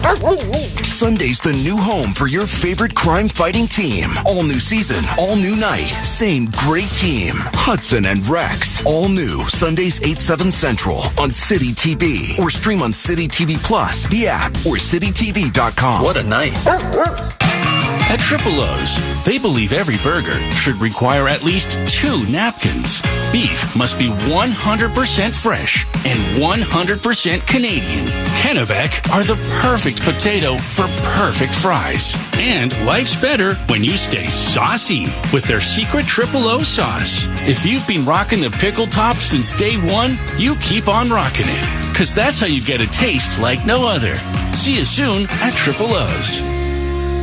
TransCanada Finance is now back nationwide, coast to coast. If you require RV or auto financing, apply online at transcanadafinance.com. Credit challenged people deserve another chance. Behind on your payment, bankrupt, have repossessions, no proof of income, no problem. Need cash back or a break from your payment for 6 months to a year? Go to transcanadafinance.com. Apply now. 2 hours approval. Remember, that's transcanadafinance.com. Alpine Credits, where homeowners get approved. Oh, hi. I'd like to apply for a loan so I can consolidate some of my debts. Sure. Do you own your home? Yes, But Carl, our resident ghost, keeps saying it's his house and we should get out. Okay, but you are the registered owner. Yes. Then you're approved. Hey, hear that, Carl? Huh? Alpine Credits, where homeowners get approved. Go to alpinecredits.ca to get started. Some conditions apply. Hi, this is Quinn Hughes, and you're listening to the home of the Canucks.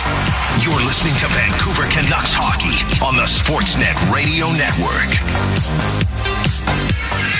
Welcome back inside Rogers Arena. Brendan Batchelor and Randeep Janda with you tonight as the Canucks and Hurricanes are tied at 1 after 1. Power play goals for both teams and not a lot of offense at 5-on-5. No offense really there, but there are chances for the Carolina Hurricanes. They've outchanced the Canucks 8-5, 5-on-5, and have 4 high-danger chances to Vancouver's 3. But where are those chances coming from is the most important thing. For Carolina, they're coming straight up the middle. Vancouver has had a little bit of success, but they haven't had much. A lot of perimeter shots for Vancouver, at the very least at the left face-off circle, which is not getting all that close to Freddie Anderson. So 5-on-5, they're going to have to win more of the middle of the ice, which Carolina is having success with their forecheck and breaking down Vancouver. But thus far, 1-1 and even on 5-on-5. Shots were 15-7 overall for the Hurricanes in the first period. Vancouver in blue is going from left to right in the second. The Hurricanes in white are going from right to left, and Bo Horvat wins the draw. As Luke Schenn takes it to the Vancouver line. Passes right wing to center for JT Miller, and he'll dump it behind the Hurricane net. Mikheyev forechecking left corner. Tried to dig it loose. Instead, Marty Necas goes behind his own net for Jacob Slavin, around to the near side for Andrei Svechnikov. And the Hurricanes get it out to center. Brisebois banks it up the left wing. Miller skates onto it. Tried to drop pass. Bounced off Horvat's skate. Came to Schenn. Now to Mikheyev in the slot, whose long shot was deflected wide of the goal. Necas passes back to center for Svechnikov. Right wing into the Vancouver zone. Stops up at the hash marks. Trying to pass through the slot. Picked off by Miller. And he'll play it ahead for Tyler Myers, who passes to center for Ilya Mikheyev, and he'll dump it into the Carolina zone. Myers on the forecheck, digs it behind the net for Horvat. He's tied up by Kotkaniemi in a battle near corner. Hoglander in to help out, gets it near point for Ekman Larsson, who was pressured by Svechnikov, and the puck comes back to center. Ekman Larsson for Hoglander, left wing for Podkolzin, cutting through the high slot in the Carolina zone. Makes a move to the right circle, dumps it to the near corner for Hoglander. Back to the line for Myers. Down the near boards again for Hoglander. Lets it go to the corner for Podkolzin, right wing side. Back to Hoglander, bottom of the near circle. Lost the puck, trying to dart into the slot and regain control. But Teravainen got to it first and dumped it the other way. Now here's Jarvis off the left wing, right to the Vancouver net. Stopped by Demko with the right pad as Myers forced him behind the goal. Hurricanes on the forecheck force a turnover. And as Teravainen dumped to the near boards, it bounced out of the reach of Jarvis and back to center, and Jalen Chatfield has it for the Hurricanes. Chatfield clears up the right wing side, but only as far as Elias Pettersson, who winds up with speed from inside his own zone. He's hooked to the ice by Aho and draws a penalty. Good job by Pettersson using his speed and moving his feet. And the Canucks get a man advantage just 1:45 into the second. And that is a penalty that the Vancouver Canucks will obviously take, especially when it's Sebastian Aho, who's one of the skilled players of the Carolina Hurricanes. And as you mentioned, just a good play by Elias Pettersson. He's gathering speed, entering the neutral zone, and Sebastian Aho really stops skating and just lunges out with his stick and ends up getting that penalty. Canucks are on the power play. Ekman Larsson with a shot from the line, deflected wide of the goal by Anderson. Jordan Stahl gets to the puck and clears it all the way down the ice. The power play is brought to you by Willowbrook Motors, home of the $10,000 cash back offer. Canucks are already 1-for-1 on the man advantage tonight, looking to take their first lead of the game. Pettersson gets it up the right wing for Miller into the Carolina zone. Poke check by Burns, and Slavin clears it all the way back down the ice. Already 30 seconds elapsed in the Vancouver power play, and Ekman Larsson starts from behind the Canuck goal. He'll drop it to Bo Horvat. Now for Elias Pettersson with speed to center. Gains the Carolina line. Tried to poke the puck down the near boards, but it deflects over the glass and out of play instead. But I think they're going to keep the face-off in the zone so the Canucks can try and get set up right off the draw, still with 1:18 left in the power play in a 1-all tie with the Hurricanes. And we know how important the power play is for the Vancouver Canucks this year, but especially in a game like this. Carolina is an excellent 5-on-5 team. When you get opportunities on a power play against this team, you have to make them count. Horvat installed to take the draw to the left of Freddie Anderson in the Carolina zone. Horvat wins it back, but Jesper Foss jumps forward off the faceoff, comes up with the puck, and dumps it all the way down the ice. Ekman-Larsson back to it. Will carry it to center, drops it to Horvat, trailing the play. Horvat with speed. Left wing for Kuzmenko into the Carolina zone. He dumps it to the end board. Horvat after it. Down low. Got it free to Miller. Around to the right side for Pettersson. Now for Kuzmenko. Again for Miller and to Horvat in the left corner. Goes back to Ekman-Larsson, left point. Horvat on the far boards is stripped of the puck by Brett Pesce, and again the Hurricanes slap it down.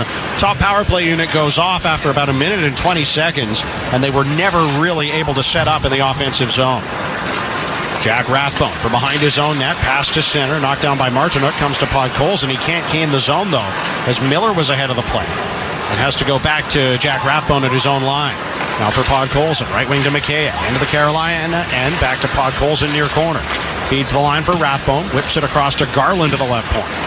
He'll cycle it to the corner. Pearson tips it loose to Podkolzin. Around to Mikheyev on the right wing. Mikheyev try to pass over to the left point for Garland that was tipped out to center by Martinook. Just 5 seconds left in the power play now. As Garland gets it to center for Mikheyev, he drops for Rathbone. Makes a move into the Carolina zone, but Garland was caught deep. It's offside against the Canucks, and the man advantage is over. Vancouver goes to 1 for 2 on the power play. 3:46 into the second period. The Canucks and the Canes are tied at 1. One too many moves on the blue line there. Connor Garland was caught well offside, but power play 1 had success the first time around, second time around. Just couldn't really get that chemistry going. Couldn't get that power play set. Forget shots. They just couldn't get all comfortable in the offensive zone and really build up any sort of cycle. Hurricanes get it back into the Vancouver end. Kotkaniemi tried to tip it behind the net, but Nils Åman cleared around the near side. Svechnikov knocks it down into the left corner. Natchez was pushed off the puck by Tyler Myers. Nils Åman trying to escape the zone, was being hounded by Kotkaniemi, couldn't get it out. Svechnikov in the left corner, centered in front. It bounced off a Vancouver skate wide of the net to the far boards, and Dakota Joshua sweeps it back into the Carolina end. Now Natchez in his own zone. Left wing for Kotkaniemi, brings it into the Vancouver end, but it's offside as Svechnikov was ahead of the play. And one of the players on the ice there was Jalen Chatfield, as we know, former Vancouver Canuck, a guy that got a couple of opportunities to play in this lineup, just didn't really fit as what the Canucks were building, but he's been a great fit in Carolina, has now solidified himself on that third pair, and somebody that the Carolina Hurricanes, dating back to last year, really love on that group. Chatfield played 18 games as a Canuck back in the 2020-2021 North Division season. As Canucks ice the puck, the faceoff will come back in their own end of the ice again. Make sure to get your tickets for tonight's online 50-50 draw. Go to Canucks.com/online5050 to enter. Ticket sales close at the end of the second intermission. Must be 19 plus and located in BC at the time of purchase to play. Know your limit. Play within it. Hurricanes win the draw, but the back linesman on the far boards, Libor Suchanek, didn't like the way that faceoff was contested, so they'll drop it in again to the right of Thatcher Demko in the Canucks zone. Almost at the 5-minute mark, second period. Vancouver and Carolina tied at 1. Randy Batchelor and Randeep Janda with you on the call tonight.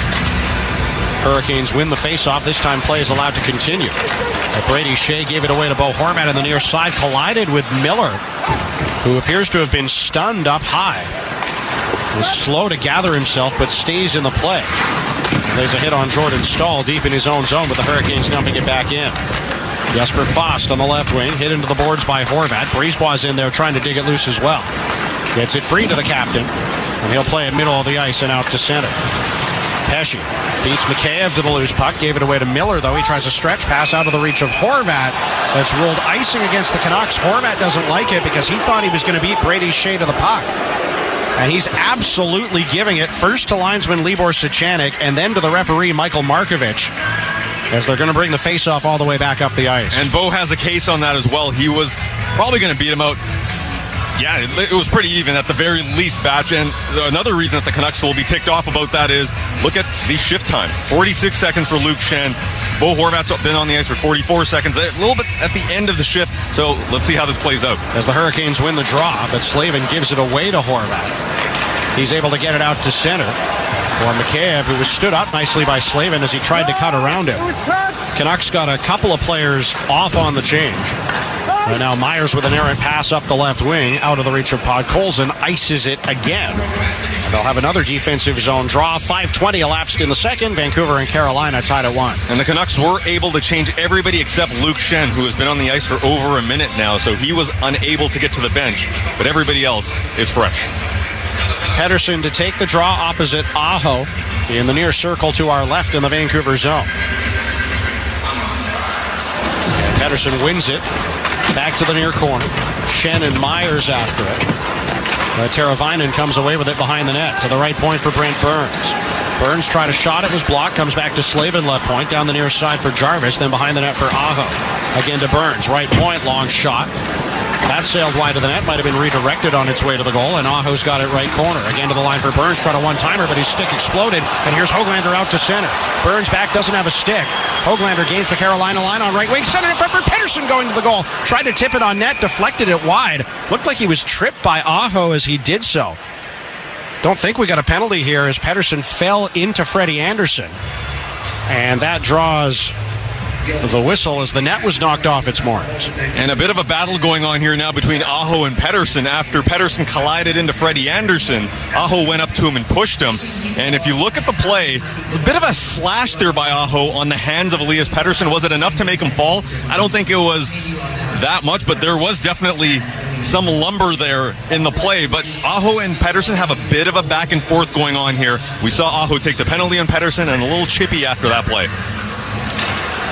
Keep an eye on that as the evening continues. Canucks win the faceoff forward into the Carolina zone. Garland gets a long shot off the right wing. Anderson spilled a rebound. Kuzmenko after it in the right corner. Lost it to Jalen Chatfield, who plays ahead for Stefan Nason, and he'll bank it left wing to the Vancouver line.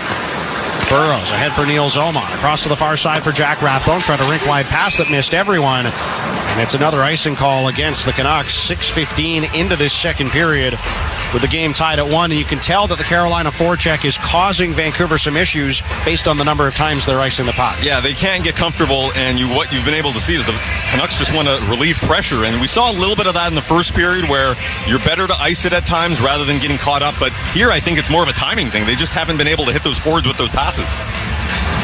Hurricanes win the draw. Brady Shea left point. Long shot goes right into the glove of Thatcher Demko for the stoppage. 6:18 gone in the second. It's Vancouver and Carolina tied at 1. And you're listening to Alpine Credits Canucks Hockey on Sportsnet 650 and the Sportsnet Radio Network. TSC has amazing gifts ready because the holidays are better when we're celebrating together with exclusive daily offers on the items everyone is wishing for from amazing brands like Apple, Dyson, and Curtis Stone. Let's shop for something new for friends and family or something special just for you. With flexible interest-free Easy Pay, you can shop what they really want and focus on enjoying every moment of the holidays. Shop now at tsc.ca. Today's shopping choice. If you're looking for a refreshing experience with refined products, Andrew Sherritt Limited proudly offers Calia products. Want to enjoy taking a shower in your bathtub? Flip pivoting bath shields by Calia are the perfect solution. Stylish and practical flip shower doors swing in or out for easy access and cleaning. Andrew Sherritt Limited is a family and employee-owned company with 31 locations across Western Canada. For heating, plumbing, HVAC, or irrigation supplies, visit your local branch or order online at sherritt.com. Dunbar Lumber is adding to the family. Hi everyone, it's James Cebulski here. Dunbar Lumber is known for quality service and products, and they're building on that reputation with Dunbar Lumber Express. Located at the Ladner Center Shopping Center next to Save-On, Dunbar Lumber Express offers added products for your household and recreational needs. As for the lumberyard on Bridge Street, don't worry, it's still going strong. So come meet your new neighbors at Dunbar Lumber Express, located at Ladner Center. And for more information, visit dunbarlumber.com. This is Elias Pettersson of the Vancouver Canucks, and you're listening to Sportsnet 650 Radio. You're listening to Alpine Credits Canucks Hockey on Sportsnet 650 and the Sportsnet Radio Network. Own your home. Alpine Credits can get your loan approved. Alpine Credits homeowners get approved. Visit alpinecredits.ca. Brendan Batchelor and Randeep Janda with you tonight at Rogers Arena. The Canucks and the Hurricanes are tied at 1. 6:18 into the second period. We've got a face-off of the Vancouver zone to our left in the near circle. Scrambled draw between Niels Oman and Paul Stastny. Oman got it back to the corner. Guillaume Brisebois battling with Derek Stepan for the puck down low. Stefan Nason and Luke Shanner in there too. And Nason comes away with it for Carolina. Played it into the crease in the Vancouver zone, but it's cleared by Kuzmenko. And he'll skate it to center ice himself. Kuzmenko rolls it in on Freddie Anderson. Steered it up the far boards. And then it's swept back out to center by Nason. Shen back into his own end. Got it out to center. Brady Shea slaps it in behind the Canuck net. Tanner Pearson to it on the far boards. Plays it off the wall. And out to center ice as the Canucks relieve the pressure, if only momentarily. Shea in again on the left wing. Drops to Svechnikov across the Vancouver line. His shot was blocked. Shea centers from below the goal line. One-time chance. Right circle for Necas. And Demko made a good save. Battle continues in the left corner. It's sent back to the near point for Necas. Drops to Svechnikov. High slot. Feeds right circle. Thrown to the goal. From a tough angle by Brady Shea. Stopped by Demko, but now the Canucks take a penalty on the ensuing sequence as Myers gets a hook into the hands of one of the Hurricanes, and Carolina will head to the power play. It was the hands of Kotkaniemi, and that line looking dangerous yet again. Play a heavy style of game. You've got Svechnikov there, you've got Kotkaniemi, and they lean on you, and just a silky smooth playmaker with Necas also on that line. And that was Tyler Myers losing position. It looked like Kotkaniemi was going to actually have the puck on his backhand. It wasn't all that dangerous of a play. And Tyler Myers takes the hooking call, and he's not happy with it. He was saying, I was raising the stick. It wasn't a hook. But that's what the referees called. The penalty kill is brought to you by Foundation North Vancouver. Stay out of the box. Shop FoundationNorthVan.com. Hurricanes win the draw. Necas with a one-timer for the left circle was blocked by Kyle Burrows. It only took the Hurricanes 11 seconds to score on their last power play. Burns from the top of the point fakes the shot. Back to Necas, left wing into the slot for Aho, tied up by Pettersson. Couldn't get the puck to the net. Necas again, left wing. Sweeps it back to Burns, top of the point. Pressure by Pettersson, turned the puck over, and JT Miller gets it out to center. For Pettersson up the right wing, stood up by Burns at the red line. Pettersson's able to play it rink wide, left wing for Horvat off the bench into the Carolina zone with a low shot, stopped by Anderson. Horvat digging away at the rebound, but Necas gets it free behind his own net for Brent Burns, and the Hurricanes will start up ice. Good work on the PK by Pettersson to break up a couple of plays and create a chance for Horvat. Aho dumps it back into the Vancouver zone. Delayed offside against the Hurricanes. Allows Horvat to bank it up the far boards and all the way back down the ice. Under a minute now remaining in the Carolina power play. We're just past the 8-minute mark of the second period. Canucks and the Hurricanes in a 1-1 tie. Kotkaniemi into the Vancouver zone on left wing. Drops for Stastny. Dumps it behind the net to Jarvis in the right corner. He's pushed off the puck by Guillaume Brisebois, who gets it through the middle and all the way down the ice again. Freddie Anderson out of his goal, tried a stretch pass, but missed everybody and iced the puck for Carolina. And the Carolina Hurricanes looking a little out of sorts here on their power play, but credit to the Vancouver Canucks, who are playing much more aggressive. Any loose pucks, they're jumping on them and icing the puck and getting it down ice. And that's something that, even a couple of blocks on that PK1 to set the tone right off the bat by Kyle Burrows. And the Canucks have eaten a couple of pucks here. At least Pettersson did as well. Pettersson wins the draw in the Carolina zone to Curtis Lazar. Lazar dumps it into the corner, trying to kill time. Now the Hurricanes have it back with 30 seconds left in their man advantage. Kotkaniemi in his own zone. Skates left wing to center. Passes for Jarvis, trying to split the defense. Forced to the right wing by Pettersson, who lost his stick. Teravainen back to the point for Coughlin. Left wing for Stastny. Pettersson's got his stick back now. Coughlin left point to the right side. Teravainen with a heavy one-timer. Stopped by Demko with the glove.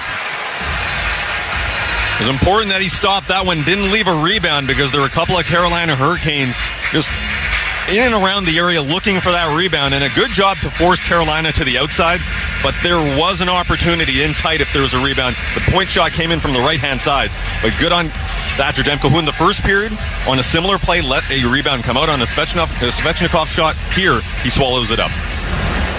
Canucks win the draw. Ekman Larsson's going to have time to clear it all the way down, and that'll do it for the Carolina power play. Hurricanes go to 1 for 2 on the man advantage tonight as Myers steps back onto the ice. Jordan Staal to center. Goes up the right wing for Jesper Fast. He'll dump it deep into the Vancouver zone. Myers back to it. There's 3 defensemen on the ice for the Canucks right now. Shen, Rathbone, and Myers. Hurricanes get it loose to the line. Brady Shea with a long shot. It was deflected wide of the net. Martinook in the near corner. Dumps it behind the Vancouver goal. Rathbone's back to it. Does well to spin away from Fast. Passes near corner for Myers. And he gets it up the boards for Tanner Pearson at his own blue line. Pearson back to Rathbone. Over to Luke Shen, playing as a forward at the moment on the far side. Banks it out to center for Pearson, and he'll play it deep into the Carolina end. Anderson out of the goal to handle. Got it to Pesce, far corner. He throws it down the ice, and Guillaume Brisebois goes back to it in the Canuck end. Just past the midway mark, second period. Vancouver and Carolina tied at 1 tonight at Rogers Arena. Now here's Niels Oman, with a burst of speed down the right wing. Forced behind the Carolina net by Brady Shea. Oman out the left wing side. Goes to the point for Burrows. His long shot is deflected and goes out of play. 9:38 remaining in the second. It's the Canucks and the Hurricanes tied at 1 on Alpine Credits Canucks Hockey on the Sportsnet Radio Network. Alpine Credits, where homeowners get approved. Hi. I need to realign my chakras, and I think consolidating my debts into one easy payment would really help. I'd like a loan. Do you own your home? Yes. Then you're approved. Namaste. Alpine Credits, where homeowners get approved. Go to alpinecredits.ca to get started. Some conditions apply. When you bet with Play Now Sports, goals become go! Every game will feel like the big game. Play Now Sports, the official betting partner of the Vancouver Canucks. Must be 19 plus, know your limit, play within it. He's got the deposits. He's making his way towards the bank. Pre-approved now. Into the zone. He's looking confident. He's taking it towards the close. Uh-oh. Need cash for Christmas presents? Wifey, want to go to Mexico? Oh, he biffed it. I can't believe it. Home ownership shouldn't be an unattainable goal. Own oceanside at Salton Meadow in Sawasan from the mid-500s and with as little as 5% down. Visit ownboardwalk.com to learn more. Woo! The No Frills Save and Earn sale is here, and it's exactly what it sounds like. You save money, you earn PC Optimum points. It's the sale that keeps your budget happy. Only until November 2nd. No Frills. Won't be beat. See nofrills.ca/flyer for details. Hi, this is Bill Horvat, and you're listening to the home of the Canucks. You're listening to Vancouver Canucks Hockey on the Sportsnet Radio Network. The Canucks and the Hurricanes are tied at 1 tonight in Vancouver with 9:38 remaining in the second period. Brendan Batchelor and Randy Janda with you tonight from the Jim Robson broadcast gondola. Make sure to stay tuned for Canucks Central at the intermission with Vic Nazar and Dan Riccio coming up at the end of the period. We'll go to the guys for instant analysis. Offensive zone face-off for the Canucks in the Carolina zone.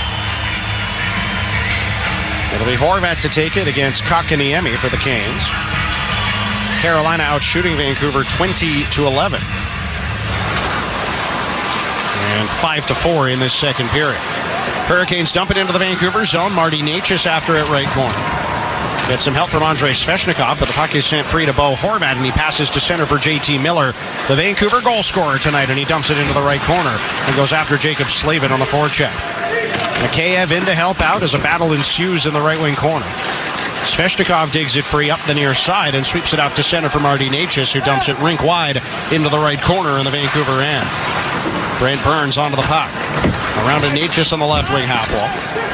Dumped it behind the net, but Oliver Ekman-Larsson is back to it and lifts it high in the air and out to center. Necas back at his own line for Carolina.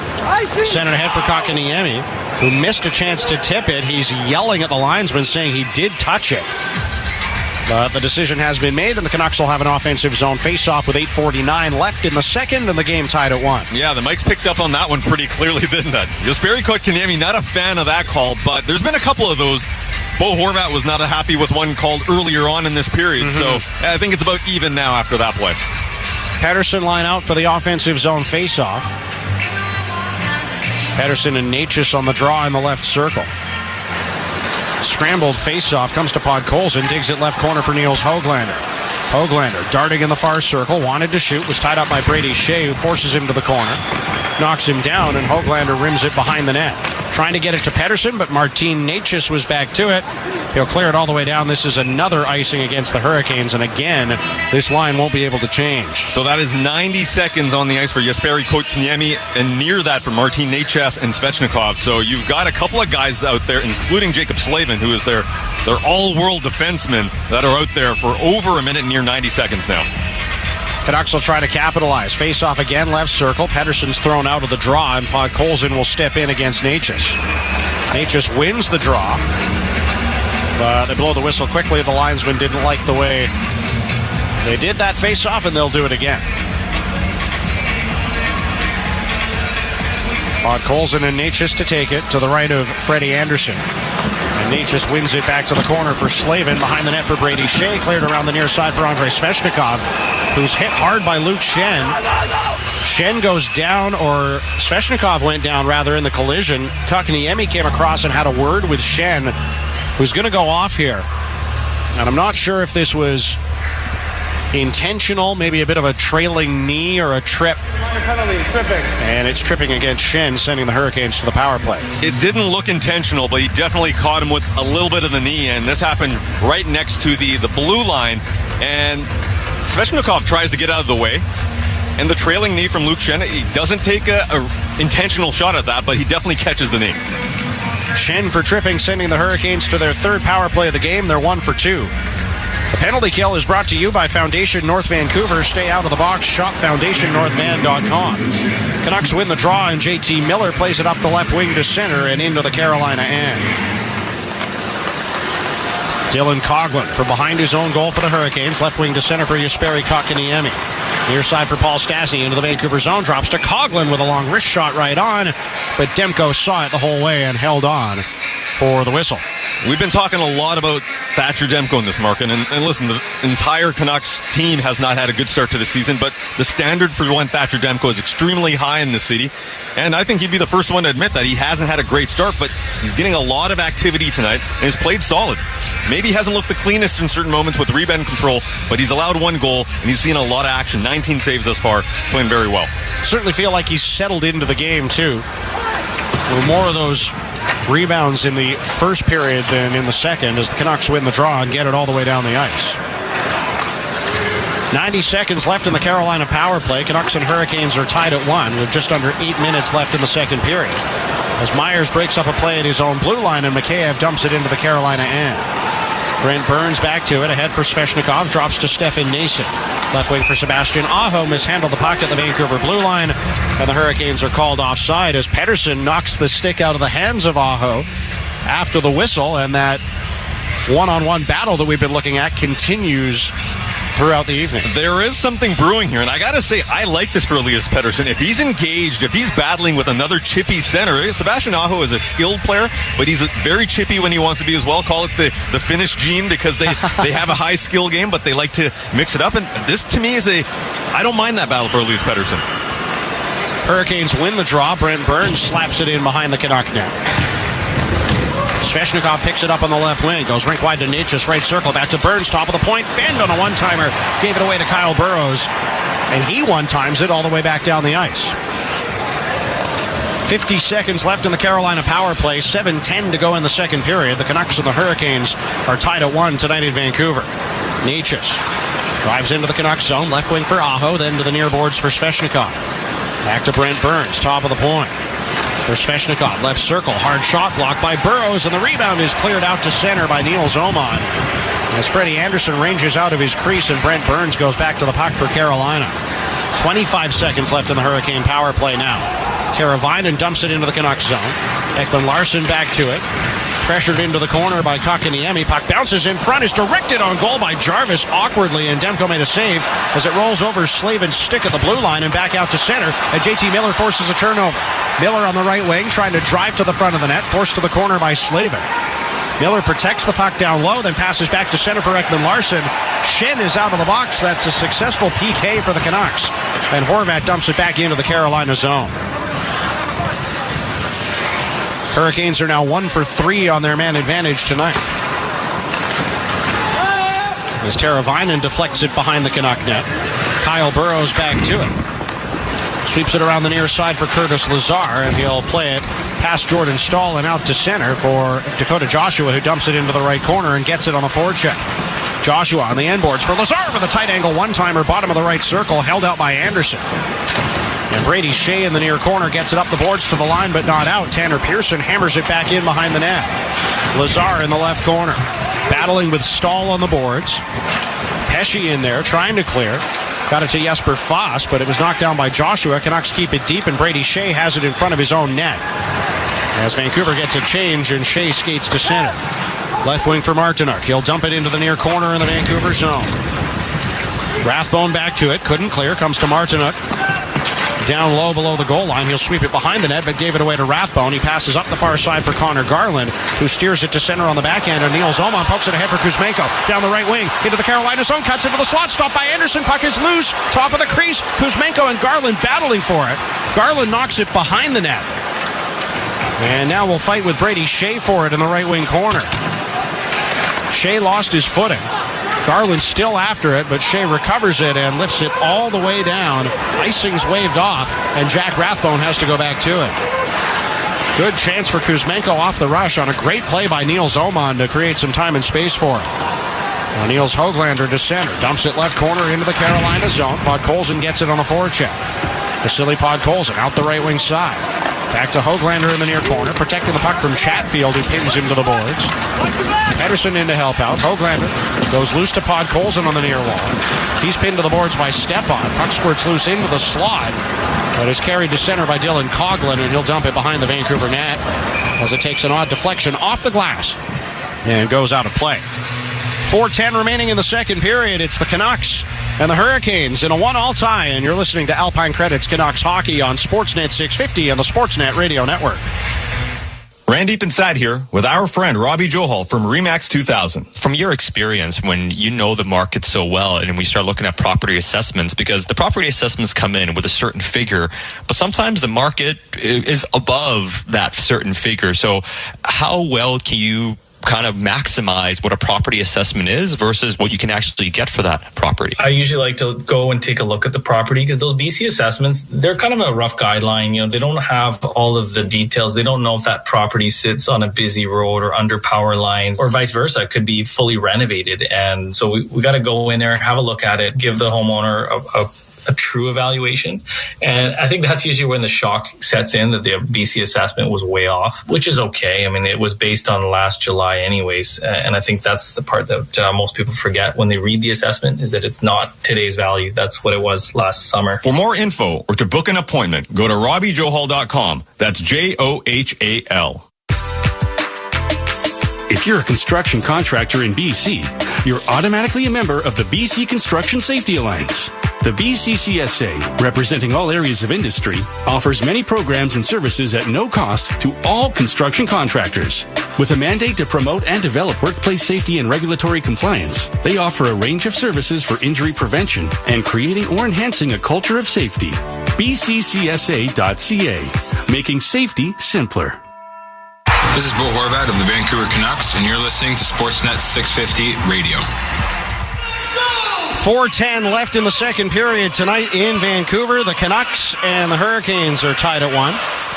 Brendan Batchelor and Randeep Janda with you tonight on Diwali night inside the building in a very festive atmosphere here at Rogers Arena. Yeah, a couple of bruisers on the Jumbotron there. Arjun Putler, who's the 1FC heavyweight champion, and Amartya Singh, who's the Commonwealth Games gold medalist, both adding some size to the attendance tonight. Some big boys. I think our good friend Renil Desai might have taken a stray down there as well. Yeah, he took a clothesline. Down for the count. As Canucks get set up in the Carolina zone. Tyler Myers down the right wing, dumps it behind the Hurricane net. Brent Burns back to it, clears it off the boards far side, all the way down. Icing's waved off as Miller goes back to it under pressure from Marty Natchez. And Miller gets it up the far side for Ilya Mikheyev.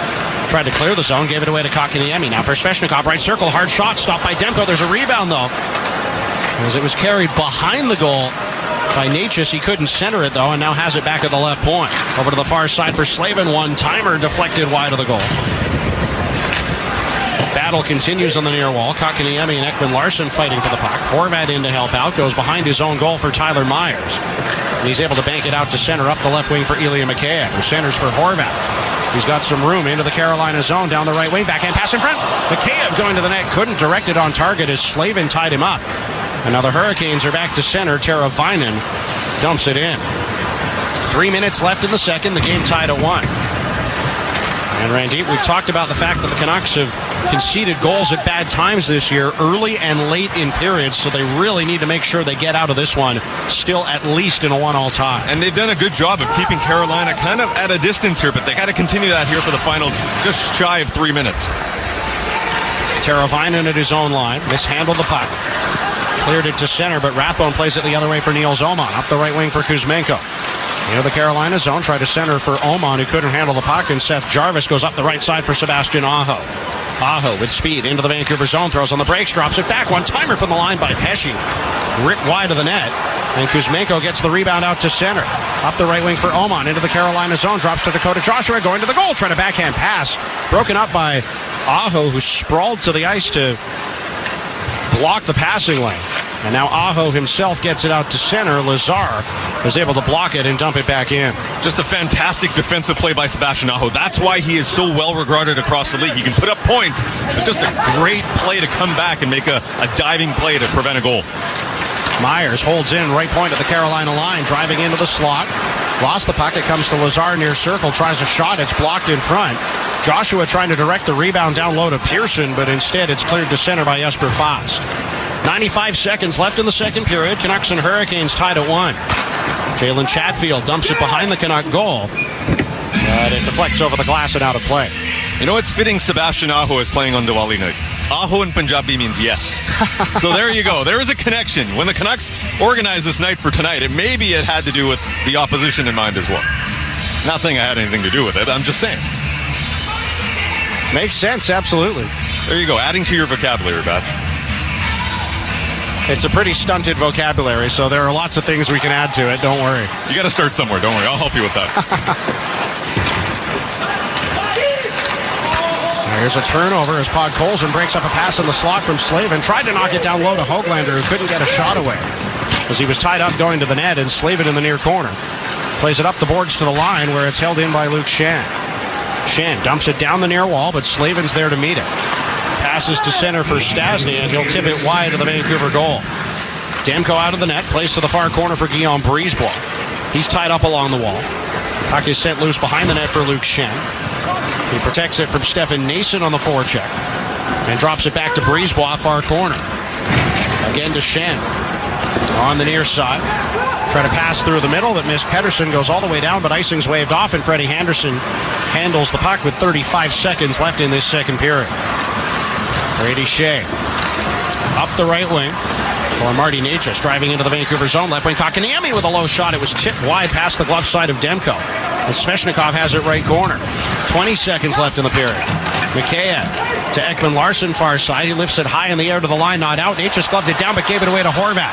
Horvat left wing into the Carolina and stood up by Shea. Drops to Miller. Now to Ekman Larsson in the slot. With a hard shot, he ripped it over the net. Myers on the right wing goes near corner for Miller. 3 seconds left in the period. Miller plays it back to the left point, but Ekman Larsson can't hold in. And the period comes to an end the same way we ended the first period, with the Canucks and the Hurricanes tied at 1. And the shots might be well in favor of the Carolina Hurricanes, but a couple of key moments there in the second period. Penalty kill. It started to work for the Vancouver Canucks, and a big part of that, Kyle Burroughs' 2 big shot blocks in that period. Time now for intermission coverage. Let's join Vic Nazar and Dan Riccio. Breaking down the game after 2 periods. This is Canucks Central at the intermission on the official home of the Canucks. Sportsnet 650 and the Sportsnet Radio Network.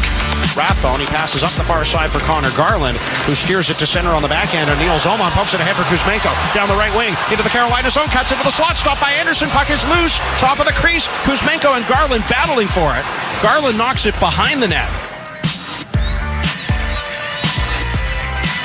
One of the events in a lower event second period, but it remains 1-1. Canucks and Hurricanes after 40 minutes. Welcome to Canucks Central at the intermission on the Sportsnet Radio Network. Second intermission brought to you by Express Employment Professionals. Vic Nazar, Dan Riccio. Yeah. A lower event second period. Oh, it's Vic Nazar hockey right now. But they needed that. Yes.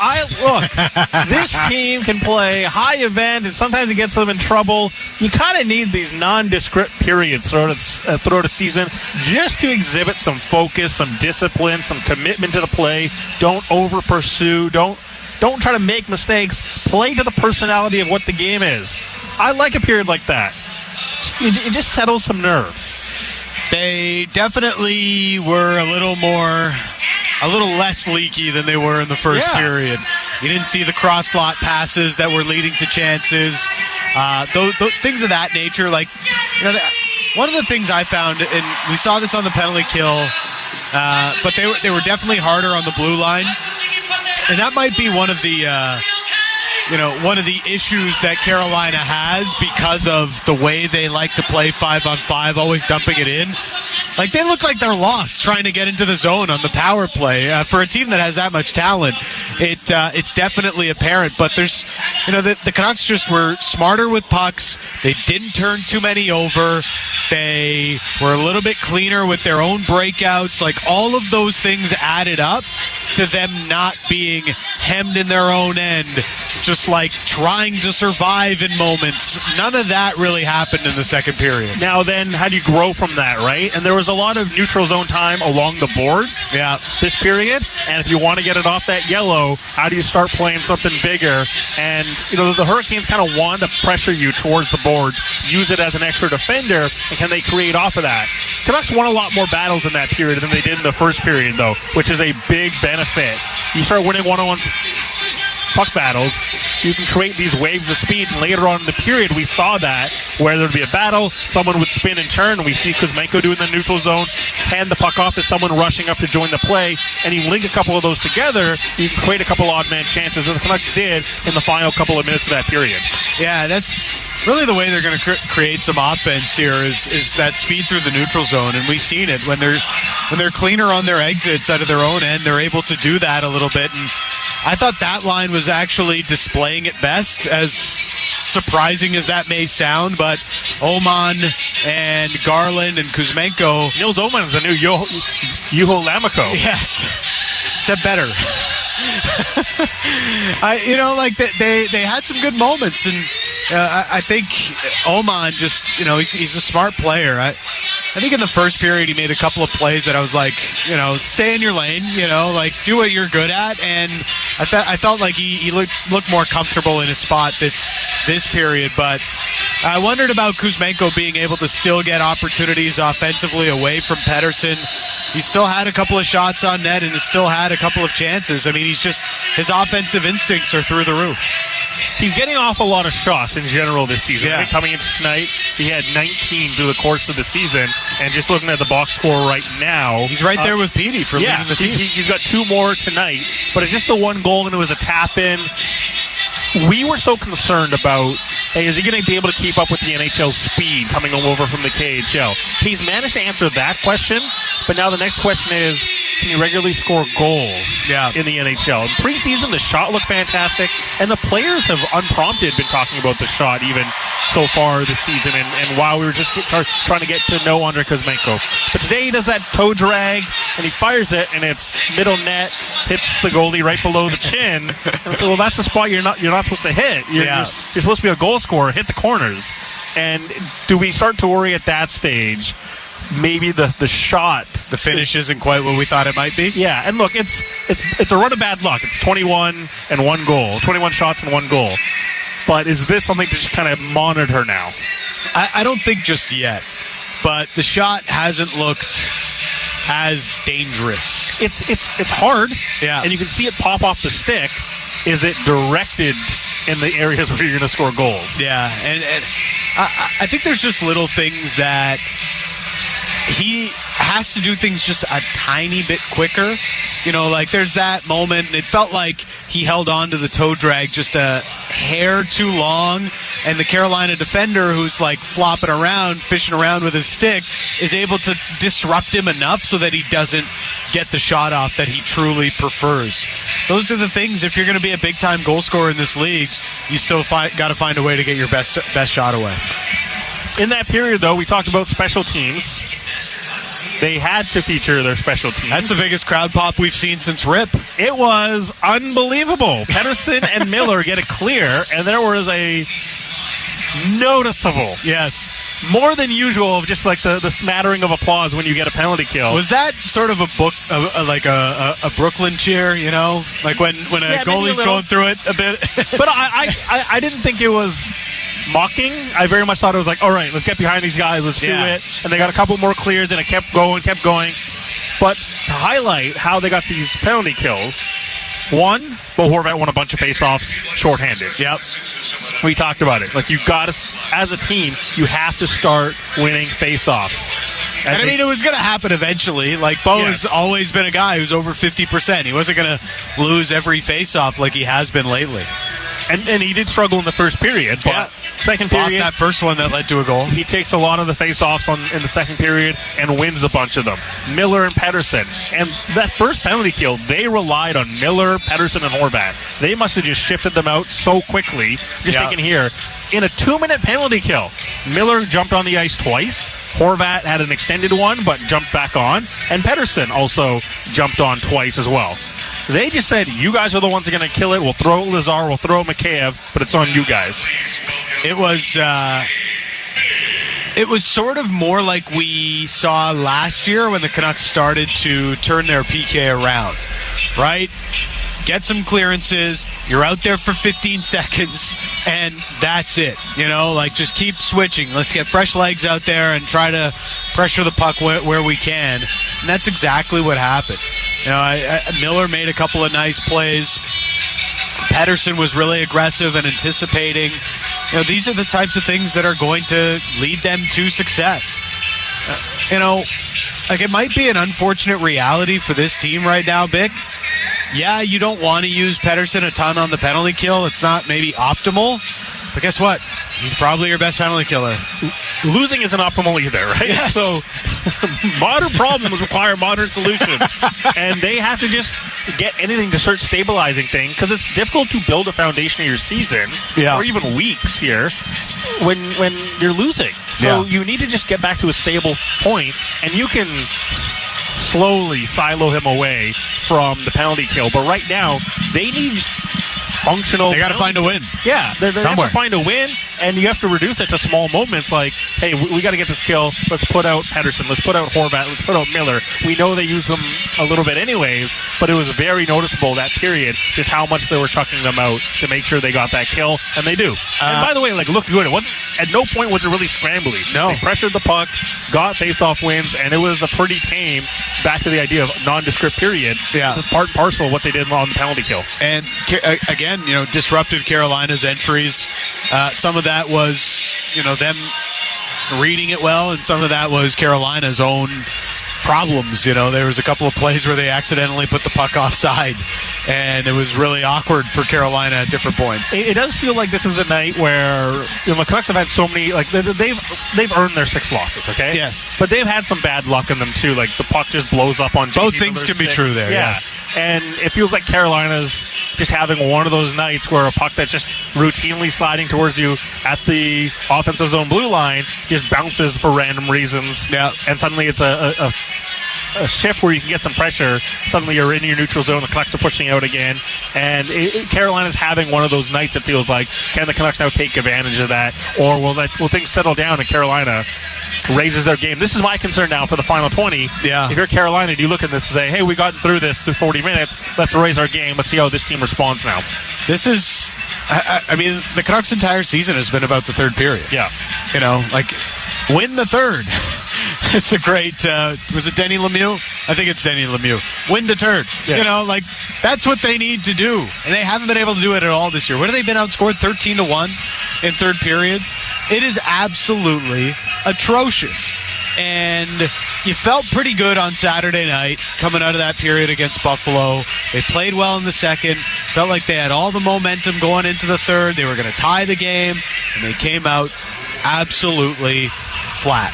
You do that against Carolina here, it's not going to go well. So, you know what? Heck, have another period like you just did. Keep it low event.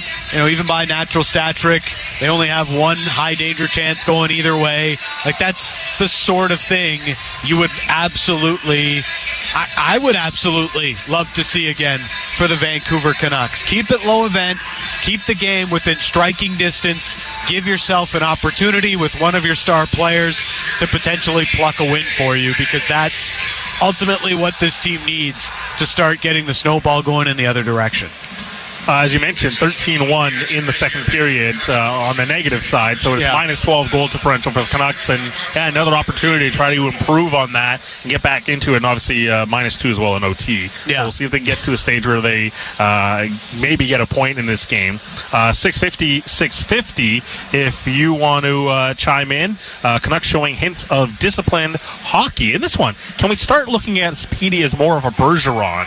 So for me, this would fit into the Datsuk mold. Yes. For me, it's like that's what Pettersson has always been, and why I want to see Mikheyev and Podkolzin play alongside him to be a stopper line that can create offense. Yeah. Datsuk, the old cliche goes with Detroit. Why were they so good? Well, their best offensive players were their best defensive players.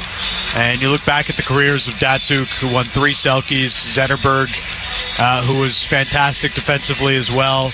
I mean, it helps, man. And sure, Horvat and Miller do have some defensive qualities, but ultimately they aren't defensive stoppers in that sense. Pettersson has the instincts. He has those elements to his game.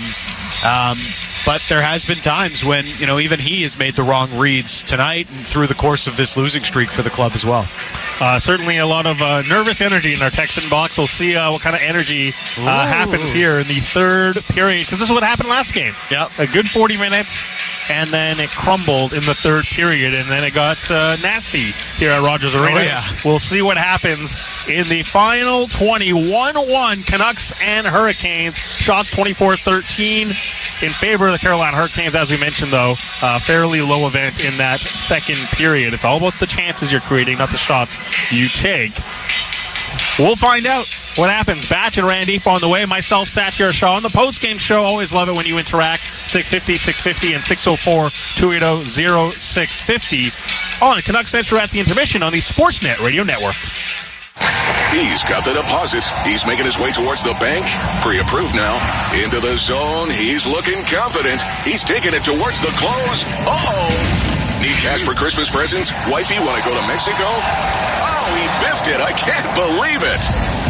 Home ownership shouldn't be an unattainable goal. Own Oceanside at Salton Meadow in Sawasan from the mid-500s and with as little as 5% down. Visit ownboardwalk.com to learn more. Woo! Hello, Stephen Curtis here from Willowbrook Chrysler. Hey, Curtis, tell the people about the supercar department. Check this out. The 2022 Tesla X Plaid Edition, the 2022 Tesla Y Performance, and the 21 Durango Hellcat. 16 Mustang GT350, a 14 Viper convertible, an 08, and a 16 Viper. A 2020 Corvette T-Top and an 06 Bentley. Supercar department, Willowbrook Chrysler, 200 used to choose from. Where friends mean more than money. When you bet with Play Now Sports, goals become goal! Every game will feel like the big game. Play Now Sports, the official betting partner of the Vancouver Canucks. Must be 19 plus, know your limit, play within it. As a child, managing your money was easy. Your piggy bank did the work for you. But now, as a business owner, there's a lot more to it. That's where Crow Mackay comes in. As Western Canada's trusted accountants for over 50 years, they can help your business make smart decisions to create lasting value. With offices in Vancouver, Surrey, Kelowna, and on the Sunshine Coast, Crow Mackay will help you get the best results for you and your team. Contact them today at crowmackay.ca. I've got a lock on Ben. Where is he? 1998. City TV will remake history. Get out there, now. Mondays, with all new episodes of sci-fi thriller Quantum Leap. He used the Quantum Leap accelerator to travel back in time with no memory of who he is. It's very cool. Now I can leap. You don't control the leap, Ben. Quantum Leap, all new. Mondays, 10, 9 Central on City TV. Or stream on City TV Plus, the app, or citytv.com. Start your next great night out on the town at Fable Diner and Bar, just minutes away from all your favorite downtown venues. 4 floors, 2 patios, 6 rooms, 2 bars, 400 seats, and one perfect start to whatever's next. Enjoy the farm-to-table icon of Kitson East Van with a new location downtown on Richards. Happy hour before the game, brunch before the beach, or a lovely dinner. It's where your next great day starts or ends. Fable, locally sourced, locally crafted, locally enjoyed. A strong work ethic takes pride in a job well done. This is you. But to get an honest day's work, you need a callback. You need a job. Express Employment Professionals can help. We'll connect you to the right company. We're committed to your success and never charge a fee to find you a job. Express knows jobs. Get to know Express. Find your location at expresspros.com or on the Express Jobs app. TSC has amazing gifts ready because the holidays are better when we're celebrating together. Save all season long with exclusive daily offers on brands like iRobot, L'Occitane, KitchenAid, and Ron White. Wrap up all your holiday shopping at TSC and easily find the gifts everyone is wishing for, so you can enjoy every moment of the holidays. Shop now at tsc.ca. Today's shopping choice. At Fountain Tire, when we say we're on this road together, we mean it. That's why during our Road Ready sales event, you can save up to $200 on a set of 4 select tires until December 23rd. Fountain Tire. We're on this road together. Hi, this is JT Miller, and you're listening to the home of the Canucks. You're listening to Vancouver Canucks hockey on the Sportsnet Radio Network. Welcome back inside Rogers Arena. Brendan Batchelor and Randeep Janda with you tonight as the Canucks and the Hurricanes are tied at 1 after 2. We get set for the third period, and Randeep, for a 7th straight game, the Canucks are in this one heading to the third period, although they are still, of course, searching for their first win. And they've been outshot, they've been outchanced, but that does not matter. It's an equal game right now. It's 1-1, and all you need is that one opportunity. All you need is that one power play. A power play that's been functioning for them tonight at 50%, 1 for 2. So they're in this game. The key is you cannot make mistakes against this Carolina Hurricanes team, especially when they are pressuring you. That's how they eat. That's how they score. So you have to make sure you have to play a smart game against them and take your chances, something the Canucks have struggled with this year. In this third period, that's going to be a key focus. Thought you were about to break into Eminem there. One shot, one opportunity. I was about to. This close. But you don't want my freestyle over air. You don't want that. All right? Canucks in blue will skate from right to left. In the third, the Hurricanes in white will go from left to right. It's Horvat and Kotkaniemi to take the draw, as Miller and Svechnikov were a bit eager off the face-off. Battling in as the two wingers on the far side. And now they finally get the puck dropped in. And Kotkaniemi wins it back into his own end for Brent Burns. Over to the far side for Jacob Slavin. Gets it off the boards and out to center. Luke Shen knocks it down at his own line, but only as far as Svechnikov. Right wing for Burns into the Vancouver zone with a hard shot stopped by Demko off the blocker. Thrown back to the goal wide of the net from the left point by Jacob Slavin. And the Canucks get it out of the zone. Burns dumps it back in. Brisebois off the left wing for McKay. Clears behind the Carolina net. Freddie Anderson out of the goal. Passes to Jacob Slavin, far corner. Hurricanes are out shooting the Canucks 25-13 in the game. And now Carolina ices the puck just 39 seconds into the third period with the game still tied at 1. And it is strange to see Brent Burns in a Carolina Hurricanes jersey. I know this is a guy that's been wearing the teal for his entire career, but him and Slavin playing together are just a potent punch, really. The best defenseman in the game in Slavin. And Brent Burns, we know what he can do offensively. Always jumping into the rush. Acquired in a trade with the Sharks back on July 13th. As here's Jarvis with a step on Ekman Larsson going to the Vancouver goal. Low shot stopped by Demko. Rebound in front. They score. Sebastian Aho. It was wide open in the crease. Demko didn't know where it was. Aho scoops it home, and it's 2-1 Carolina 50 seconds into the third. In the open ice, Jarvis versus Oliver Ekman Larsson, and that's a race that the Canucks defenseman tried his best at, but you're going to lose that one. Goes in on the net. On a breakaway, it goes through Thatcher Demko's legs, pops out into the outside the blue paint for a second, but Sebastian Aho jumps on the puck and scores probably the easiest goal he'll ever score. He gets there before Elias Pettersson, somebody he's been battling with all game long. Fourth of the year for Aho comes 50 seconds into the third period to give the Hurricanes a 2-1 lead. The time of the goal is brought to you by Crow Mackay, Western Canada's trusted accountants for over 50 years. Find out more at crowmackay.ca. And again, it's the Canucks giving up a goal early in a period, and now they're behind. And that has been a huge Achilles heel for this team through 7 games this season, where it's the first or final minute of a period where they end up allowing a goal. Another moment where just fall asleep, they get caught in transition, and Sebastian Aho scores the goal. Hurricanes play it back into the Vancouver zone. We'll see how the Canucks push back here now after they were accused by some of quitting late in the third period against the Sabres when they got down by 2 after the empty net goal. They're down by 1 at the moment, still with more than 18 minutes left to play, but here come the Hurricanes again. Jordan Staal sends it to the goal. It's directed in by Jesper Fast off the left wing.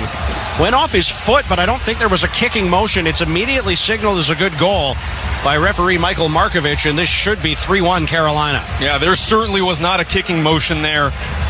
Pretty angled pretty smartly by Fast, but another opportunity for the Carolina Hurricanes in transition. And he does, there may be something there, Batch. I don't know. The way he moves his left skate just a little bit.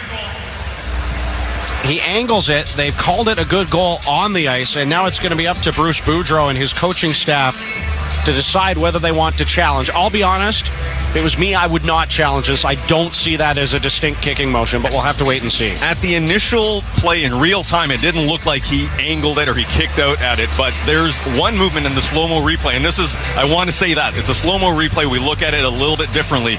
It does look like he does move his heel as a kicking motion slightly, but in real time, it didn't look like it was actually a kicking motion. And it does not look like the Canucks are going to challenge it, so the goal will stand. Jesper Fast makes it 3-1 Carolina. 1:27 into the third period. The time of the goal is brought to you by Crow Mackay, Western Canada's trusted accountants for over 50 years. Find out more at crowmackay.ca. 2 goals in 37 seconds from the Hurricanes to turn a 1-all tie into a 3-1 lead tonight in Vancouver. Brady Shea back to the puck in his own zone. Clears to the line. Tanner Pearson held in. Tried a shot. That was blocked, though. And Derek Stepan is out to center. He'll play it into the left corner in the Vancouver zone. Tanner Pearson back to it. Goes up the far boards for Dakota Joshua. He'll clear it to center on the backhand, and Jalen Chatfield takes it inside his own line. Both teams changing. Chatfield taking time with the puck. Goes across to Dylan Coughlin. He'll pass to center for Jesperi Kotkaniemi. Out of the left wing for Andrei Svechnikov. Trying to drive to the slot. He was poke checked by Tyler Myers, but Bo Horvath collided with JT Miller trying to get the puck. They couldn't initially clear the zone, and now Myers back to it. Throws it out to center up the left wing. Ekman Larsson across the Carolina line. Tried to bank it past Chatfield, who broke it up. And plays on to the left wing for Marty Necas into the Vancouver zone. Necas left circle into the slot. Kotkaniemi with a shot that was tipped wide of the net by Myers. Now Svechnikov behind the goal for Kotkaniemi. Pass into the slot intended for Necas is directed out to center by Mikheyev. And the Canucks can get a change with the Hurricanes regrouping. 3 minutes into the third. Carolina leads Vancouver 3-1. And goals by Sebastian Aho, his 4th of the year. And Jesper Fast, his 1st of the season, both coming in the first 90 seconds of this third period to extend the Carolina lead. And Seth Jarvis in his own zone, hit by Kyle Burrows as he clears it out to center. Rathbone from his own line, plays it up the left wing. Pettersson skates onto it, takes a shot from wide on the boards, stopped up high by Anderson. He might have caught that off the mask. And Rathbone holds in left point for Pettersson behind the net.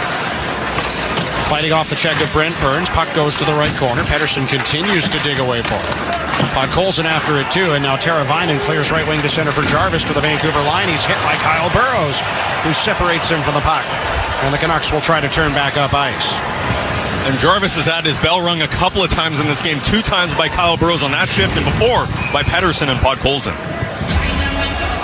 Now we have a whistle, and a face-off is going to come in the Vancouver zone. 3:57 into the third. The Hurricanes lead 3-1. And Batch, this is another example of the Vancouver Canucks allow that first goal, but can you deal with the haymakers of the Carolina Hurricanes. And through 40 minutes, they were able to do that. They responded on the power play, but here, in 2 instances, just make those mistakes, and yet again, the puck ends up in the back of your net, and really, it was off the rush. Off the rush, both of those goals happened. Are you strong enough to cope with those moments? And in those 2 moments, the Canucks weren't. Hurricanes working it around the Vancouver zone. Martinook left point. Dumps it to the near corner for Jordan Staal. Staal back down the near boards for Martinook. Behind the net for Jesper Fast. Poked off the puck by Luke Schenn. Got it free near side for Niels Oman. He banks it up the boards for Andrei Kuzmenko. And he'll sweep it into the Hurricanes zone. Shea back to it. Knocks it to center for Fast. He'll dump it in. And Demko out of his net will leave behind the goal as the Canucks break out. Myers tried to pass up the right wing, intended for Pearson, but it's deflected off the stick of Stefan Nason and into the Carolina bench instead. And Carolina is one of those teams where in the first period we saw them be so relentless. Second period, I'm not going to say that was a good period for them, but they still were in a position where they looked somewhat comfortable. And third period, in the first couple of minutes, it feels like this is a team that can step on the gas and just put their foot on the brake when they need to. And that's the versatility. Can you win different ways? This team in this game is showing that they can play multiple ways.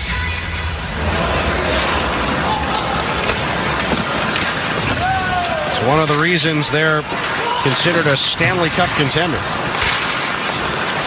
Looking to improve to 4-1-1 on the season as Derek Stepan got a one-time chance bottom of the left circle but hit the outside of the goal. Jalen Chatfield pinches down the right wing to hold in. Collides with Curtis Lazar. Puck comes behind the net for Stefan Nason. In front for Stepan with a one-time chance at the right circle, and he elevated it over the goal and out of play. He looks to the heavens. Can't believe he didn't at least test Demko on a good chance for the near circle. And the danger of this Carolina team is that their defensemen, the ones that are offensively inclined, activate. And even a Jalen Chatfield, some guy, a guy in Vancouver that was not known for that type of game. On the last shift, he was near the blue ice. He was near the goal line. And that tells you how much confidence they have in their team game, that defensemen who are known as defensive defensemen are able to do that. Quick shot off the draw by Svechnikov, stopped by Demko. Natchez has the rebound, goes back to the line for Burns. Long shot. Demko made the save again. Kotkaniemi was looking for the rebound but couldn't find it. And the Canucks clear to center, but Svechnikov knocks it down. Right wing again for Kotkaniemi, battling along the near boards with Ekman Larsson. He'll get it free for JT Miller, who lifts it high in the air into the Carolina zone. Horvat on the forecheck, couldn't get to it. Again, he complains to the linesman as he thought he was going to beat Natchez to the puck. But Natchez had the angle, and so they're going to bring the face-off all the way back down the ice. Yeah, that's the second time tonight. Earlier, it was in the second period where Bo thought he could beat, I think it was Natchez at that point as well, in the icing. But this time around, no chance for the referee to make sure that they make that call, and the Canucks are still on the ice. The same 5 Canucks. Horvat and Aho will contest the face-off at the Carolina end, or in the Vancouver end, excuse me, and Horvat wins it back to the corner for Myers, who's immediately pressured off the draw by Jarvis and lost the puck. Miller has to steal it back from Teravainen, goes to the near side for Myers, and he plays it high off the glass and out to center. Aho dumps it back in on the right wing. Ekman Larsson from behind the net clears to the far point. Long shot by Slavin is tipped and rolls in on Demko. He'll hold it with his glove hand at the top of the crease. Make sure to tune in after tonight's game for the Canucks Central postgame show with Satyar Shah and Vic Nazar. They'll take your calls and texts, and you'll hear reaction from the Canucks locker room and from head coach Bruce Boudreau after this one tonight. It's all right here on your home of the Canucks, Sportsnet 650 on the Sportsnet Radio Network. And the way this game is trending, I'm sure it's going to be another lively postgame show for Sat and Vic. Hurricanes win the draw. Shot for the left point by Brady Shea was tipped wide of the goal. Pettersson on the near side. Cleared it up the wall, but Jesper Fast dumps it back in behind the net. Luke Schenn on the far boards. Drops it to Guillaume Brisebois. He'll rim it around to the near side, and Andrei Kuzmenko is able to deflect it out to center. Shea in his own end. Into the Vancouver zone through the middle. Long shot turned aside by Demko. Garland in the far corner. Drops it back to Schenn. They'll sweep it behind the net around the near boards for Andrei Kuzmenko, who whips it rink wide for Connor Garland. Heavy pass that he couldn't receive, and Foss clears it back into the Canucks zone. Just over 6.5 minutes into the third period, the Hurricanes lead the Canucks 3-1. Carolina goals from Svechnikov, Aho, and Fast. JT Miller has the lone marker for Vancouver. Battle near boards in the Carolina zone. Knocked deep by Rathbone. Hoaglander's got it behind the Carolina net. Out the right wing side. Niels Hoaglander shoots from the right circle. Puck was blocked wide of the net. And Derek Stepan throws it around the near side into the Vancouver zone. Icing's waved off, and Kyle Burrows has to go back to it. Burrows. Near boards for Rathbone. Taking his time at his own line. Pass up the left wing. Tipped off the stick of Kotkaniemi and in deep. Anderson out of the goal. Clears it to the near corner, and the Hurricanes get it out to center.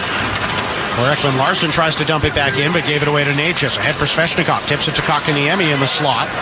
Trying to drive the Vancouver goal. He was tied up by Lazar, and Pearson gets it to center for Ekman Larson the other way. But the Canucks go offside at the Carolina blue line. 7:33 into the third. It's the Hurricanes 3 and the Canucks 1 on Alpine Credit's Canucks Hockey on the Sportsnet Radio Network.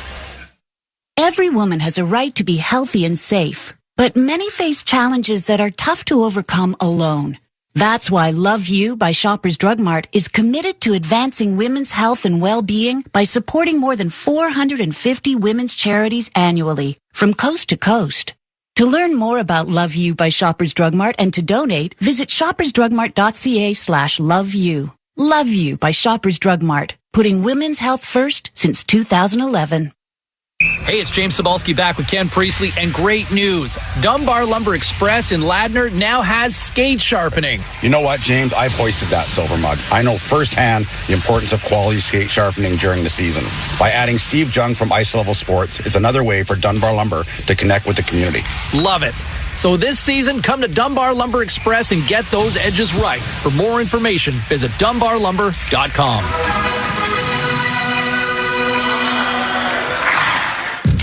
And now coming down the walkway is Gordy in a high-vis plaid quilt-lined flannel jacket from Forcefield Protective. Man, this is the perfect Rocky Mountain dinner jacket. He's looking good, and he's showing up great. Fashion meets function with Forcefield Protective Clothing and Accessories. High-visibility gear for the job site, designed to stand up to tough weather conditions. It's the ultimate in comfort and safety, plus free shipping on orders over $49. Visit hivissafety.ca. That's HIVIS safety.ca. Hi, this is Quinn Hughes, and you're listening to the home of the Canucks, Sportsnet 650. 7:33 elapsed in the third period. Tonight in Vancouver, the Hurricanes lead the Canucks 3-1. Every game will feel like the big game when you bet with Play Now Sports, the official sports betting partner of the Vancouver Canucks. Brendan Batchelor and Randeep Janda with you tonight from Rogers Arena. And unless the Canucks can turn things around here, they're on their way to a 7th consecutive loss to begin the season, which I don't think any of us would have predicted coming into this year. The lone team in the NHL without a victory thus far. Svechnikov behind the Vancouver net, mishandled the puck, and Connor Garland gets it out to center for Tanner Pearson. Pearson cleared it to the red line, couldn't get it deep, and then Natchez dumps it back into his own zone for Kotkaniemi. He leaves behind the net for Brent Burns, onto the far side for Slavin. He'll float it right wing to center for Natchez, who tips it into the Canucks zone only as far as Guillaume Brisebois, who clears it off the glass and all the way back down the ice. Icing waved off, Slavin back to it, rims it around to Svechnikov far side. He dumps it to the Canuck blue line, where it's knocked down by Guillaume Brisebois for Luke Schenn on the far boards. Schenn, left wing to center for Mikheyev. Tried to tip it over to Horvat, who couldn't control it, and Jordan Staal is back to it behind his own net for Carolina. Up the near side for Jordan Martinook. He'll knock it out to center. Taken by Luke Schenn at his own line. Played ahead for JT Miller, who couldn't handle the pass, and Jesper Fast has it up the left wing. Fast behind the net for Jordan Staal. Now to the right quarter for Martinook. Again for Staal behind the Vancouver net, protecting the puck. Tried to center for Fast. It's tipped away to Horvat, and he'll clear it to center on the backhand. 9 minutes gone in the third period. Hurricanes lead the Canucks 3-1. As Brady Shea dumps it back in. Kyle Burrows goes back to it behind his own net. Burrows up the far boards for Niels Hoaglander. Clears to center for Niels Oman. He'll dump it in. Vasily Podkolzin in on the forecheck. Battling for the puck with Brett Pesce behind the goal. Tried to dig it loose. It comes to the line for Burrows. Lost it at his skates. Initially kept it in the zone, but then it's cleared by Brady Shea, and Sebastian Aho dumps it in from center. And it kind of feels like, as you were alluding to, Randeep, after scoring a couple of quick goals early in the period, the Hurricanes are putting things into cruise control here, protecting the lead. Up by 2 with still more than 10 minutes remaining. Play it comfortable, don't take any chances, and you can also spread out the ice time a little bit on that back end. Brent Burns has 20 minutes of play, but you could probably give Chatfield, who's on the ice now, an opportunity, and others to up their time. See if the Canucks can mount a push here as the Hurricanes dump it into the Vancouver zone. Ekman-Larsson behind the net, tied up by Nason. Puck comes free to the left wing side for Stepan, who winds and fires right into the glove of Thatcher Demko. 9:50 left in the third period. Hurricanes lead the Canucks 3-1, and you're listening to Alpine Credits Canucks Hockey on Sportsnet 650 and the Sportsnet Radio Network. Jack 96.9 is playing whatever. Yeah, that means you might hear this.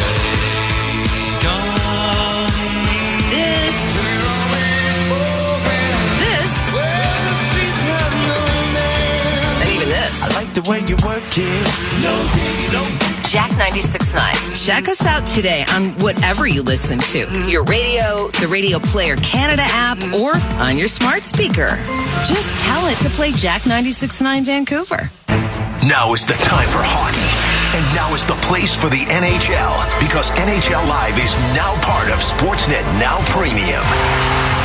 That means all of the games you got with NHL Live and then some, all in one place. Stream more NHL action than ever before with Sportsnet Now Premium. More goals now, more saves now, more wow now. For a limited time, save $50 on the premium annual pass. Visit snnow.ca to subscribe. Hate has quite the extended family. There's malice, disgust, a real piece of work, I'll tell you. Bitterness, stereotyping, racism, sexism, and the twins, resentment and scorn.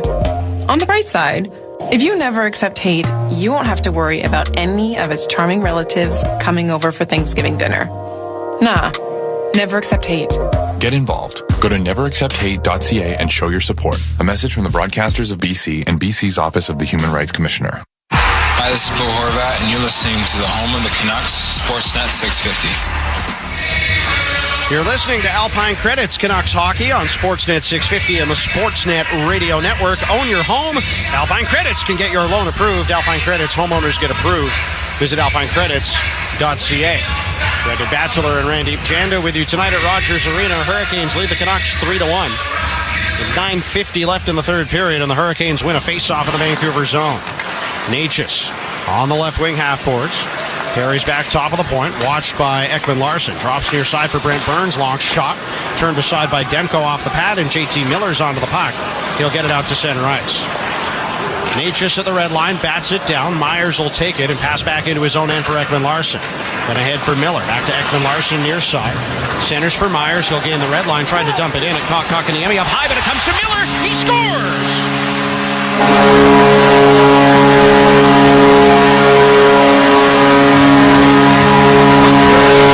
Snapshot for JT Miller, and the Canucks are back in the game. It's 3-2. An unconventional assist, but JT Miller will take it. That puck hit Kotkaniemi's face and bounced right to JT Miller, who got the opportunity and roofed that puck. That's a dumping by Tyler Myers. Hit Svechnikov at the blue line right in the face. And after that, JT Miller comes and takes a slap shot as he's skating in and wires it past Freddie Anderson just outside of the faceoff, so the left faceoff circle. So a fortuitous bounce for the Canucks, and they'll take it. Miller's second of the game and fourth of the year. Comes at 10:40 of the third period. To make it 3-2, the time of the goal is brought to you by Chromakai, Western Canada's trusted accountants for over 50 years. Find out more at chromakai.ca as a puck is cleared over the glass near side by Teuvo Teravainen, but it deflected off the stick of Elias Pettersson, so there's no penalty. And we talked about the Canucks not having that resiliency last game when they lost late to the Sabres.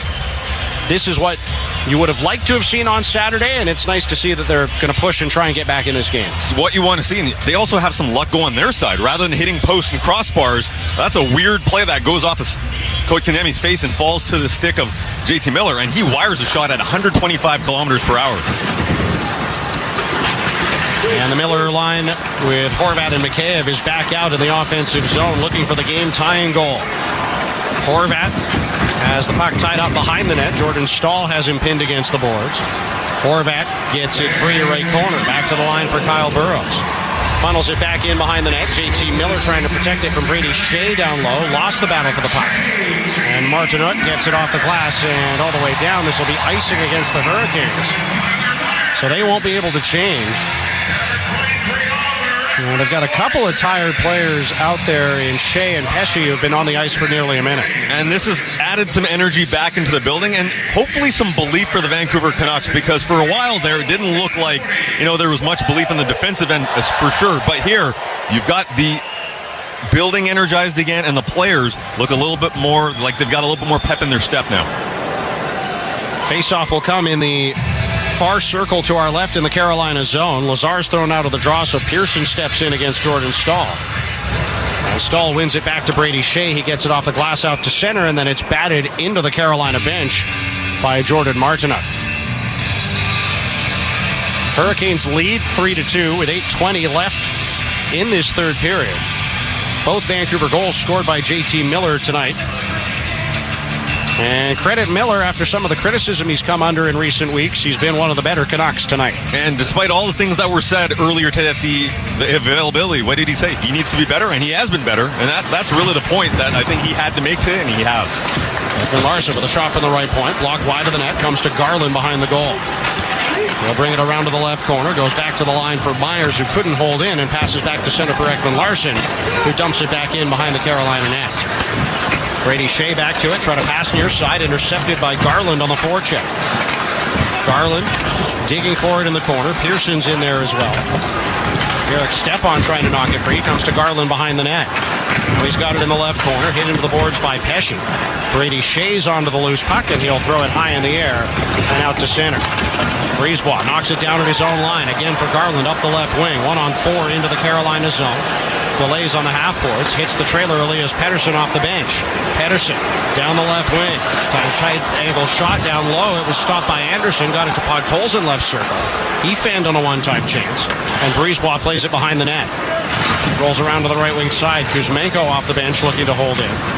Lost it instead to Shea, who gets it out to center for Stefan Nason. He'll skate it to the Vancouver line and dump it behind the net. Just over 7 minutes left in the third. Hurricanes lead the Canucks 3-2. Elias Pettersson out to center, gains the red line and dumps it in. Chatfield back to it on the end boards, chased down by Kuzmenko. Pettersson's in there too, but Chatfield plays behind the net for Svechnikov, and he'll get it out high in the air to center. Jack Rathbone takes it down, dumps a bouncer back in on Anderson as the Canucks get a wholesale change. And the Hurricanes will break out. Dylan Coghlan, left wing for Svechnikov, quickly to center. Into the Vancouver zone, tried a low shot stop by Demko. He kicked the rebound out to the near circle, and Ekman Larsson cleared it to the corner. Now Myers behind his own net for the Canucks. Goes left wing to center for JT Miller. Miller, with 2 goals already tonight, dumps it into the near corner in the Carolina zone. Mikheyev's on to it. Plays it around to the right wing side, but Horvat missed it. And the Hurricanes get it out to center. Miller on the back check, recovers the puck, gave it away to Brent Burns. Burns sends it up the right wing. Seth Jarvis tips it in deep. And Miller in the near corner battles with Jarvis in the defensive zone. JT Miller has the puck on the boards, centers for Neil Zolan. He'll drop to Ilya Mikheyev, who skates into space away from Teravainen and banks it out to center. Canucks changing, Hurricanes regrouping. Aho's back in on the right wing. Sebastian Aho stops on the board, cycles to Teravainen. He goes back to the near point for Brent Burns, who under pressure had to dump it to the corner. And Jarvis has it there, again to Burns. Right point, long shot, blocked in front. Off the skate of Burrows, I believe. Kyle Burrows behind his own net, clears around to the far corner. Tanner Pearson after it. Fighting along the wall. With Jacob Slavin, who had pinched in for the line. 5:25 left in the third. Hurricanes lead the Canucks 3-2. Connor Garland plays back behind his net for Kyle Burrows. He'll go right wing to center for Tanner Pearson, who dumps it in. Hadn't reached the red line, but icing's waved off. And Brett Pesce goes back to it behind his own net. He'll drop to Brent Burns below the goal line. Burns try to stretch pass to center, tipped in by Jordan Stahl. Thatcher Demko leaves the goal. Passes far corner for Dion Brisebois, ahead to Andrei Kuzmenko. They tried a centering pass that was out of the reach of Pettersson, and Pesce dumps it back in the other way. Breeze block behind his own net. Plays to the far corner. Martinook after it. Gloved it down for Jesper Fast. That's a hand pass against the Hurricanes. And we'll have a face-off in neutral ice when we return. 4:46 to go in the third. It's the Hurricanes, leading the Canucks 3-2 on Alpine Credits Canucks Hockey on the Sportsnet Radio Network. Alpine Credits, where homeowners get approved. Hi, I'm looking to upgrade my kitchen. Bathroom, Mom. We need an extra bathroom. Emily, hang up. Ugh, this is so unfair. Sorry about that. No problem. I need a loan for some home renos. Well, do you own your home? Of course. I'm the owner. Then you're approved. Enjoy your new kitchen. Bathroom! Alpine Credits, where homeowners get approved. Go to alpinecredits.ca to get started. Some conditions apply. At Triple O's, they have a taste like no other, which means when they say beef, they mean 100% fresh Canadian beef that will definitely cause cravings. Or by bun, they mean the soft and delicious artisan-style burger bun made with local ingredients. And their secret Triple O sauce is the tastiest secret they'll never tell. Because when you mix fresh, quality ingredients and a passion for making every burger, fry, and shake better than the last, you get a unique taste. Triple O's, a taste like no other. When you bet with Play Now Sports, goals become Go!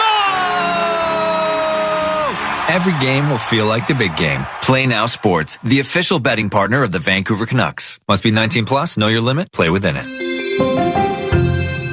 It's Dave from BC Hydro here to share some big savings. We've partnered with the Home Depot to help you save up to $100 in instant rebates on select Energy Star appliances, now until November 4th. Visit the Home Depot or bchydro.com/deals today. Hi, this is Quinn Hughes, and you're listening to the home of the Canucks.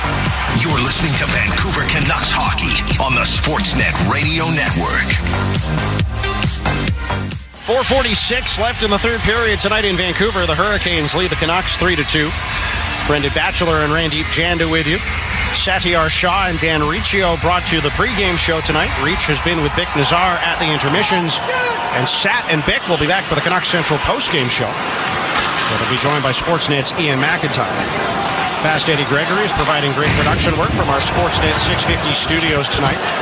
Lena Satagian is with us in the booth here at Rogers Arena tonight, doing a great job as always. Canberra is the executive producer of Canucks Hockey and our fearless leader. It takes a cast of thousands to bring you the action along the Sportsnet Radio Network, as Demko had to make a save on a long Carolina shot, and the faceoff will come in the Canucks zone. And JT Miller moving over to the wing has made a world of a difference. He's looking a lot faster. He's looking a lot more engaged. He doesn't have to worry about the defensive game as much. So it's looked really good. As Demko makes another save right off the draw. Jacob Slavin stepped into a slap shot from the left point. Demko fought it off up high and then fell on top of the rebound. Despite being outshot by 20 shots, it's 37-16 on the shot clock. The Canucks still have a chance to... Slavin throws it to the net from the line. A bit of a tricky one for Demko that he stopped, and here come the Canucks the other way. Pettersson, left wing, into the Carolina zone, forced to the corner by Slavin, tried to center for Podkolzin, but the pass bounced over his stick, and the Hurricanes get it back out to center. Pettersson dumps it back in on the left wing. Slavin far corner, trying to clear. Pressured by Podkolzin, puck comes behind the net, and Brent Burns has it down low. Burns cleared up the near side. Pettersson held in left point. Got it down the boards for Podkolzin, back to Pettersson. His long shot was blocked by Slavin. And Burns and Podkolzin fight for it in the near corner. It rolls to the side of the net. Freddie Anderson gets it free for Seth Jarvis. He'll drop it back for Slavin, who under pressure floats it high in the air to the Vancouver line. Rathbone knocks it down. Chops it ahead for Elias Pettersson. He'll dump it in. Anderson out of his goal, steers it to the left corner. Hoaglander's onto it there for the Canucks. Rims it around to the right wing side, but Jesper Fast meets it there. He'll get it out to center. Pearson steers it away from Martinook. Hurricanes nearly got caught with too many men on the ice. Awkward change. Looked like it should have been a penalty to me as Pesce touched the puck before his teammate had got off the ice, but the referee was right there and signaled that it wouldn't be a penalty. Martinook, right corner in the Vancouver zone. 3:05 left in the third. Hurricanes lead 3-2. Pinned to the boards by JT Miller. Rathbone in to help out. Digs the puck loose, but gave it away to Pesce near point. His long shot is tipped to the side of the net, and Demko grabs it with his glove hand. And you're right about that too many men call for the Canucks. You could hear them yelling up here, even where we're situated, and that looked like when Pesce did touch the puck along the bench there, that should have been a call, but the Carolina Hurricane get lucky there. There's a couple of Slavin tried to jump off, and I think that's why maybe that leap that he made onto the bench, that saved him.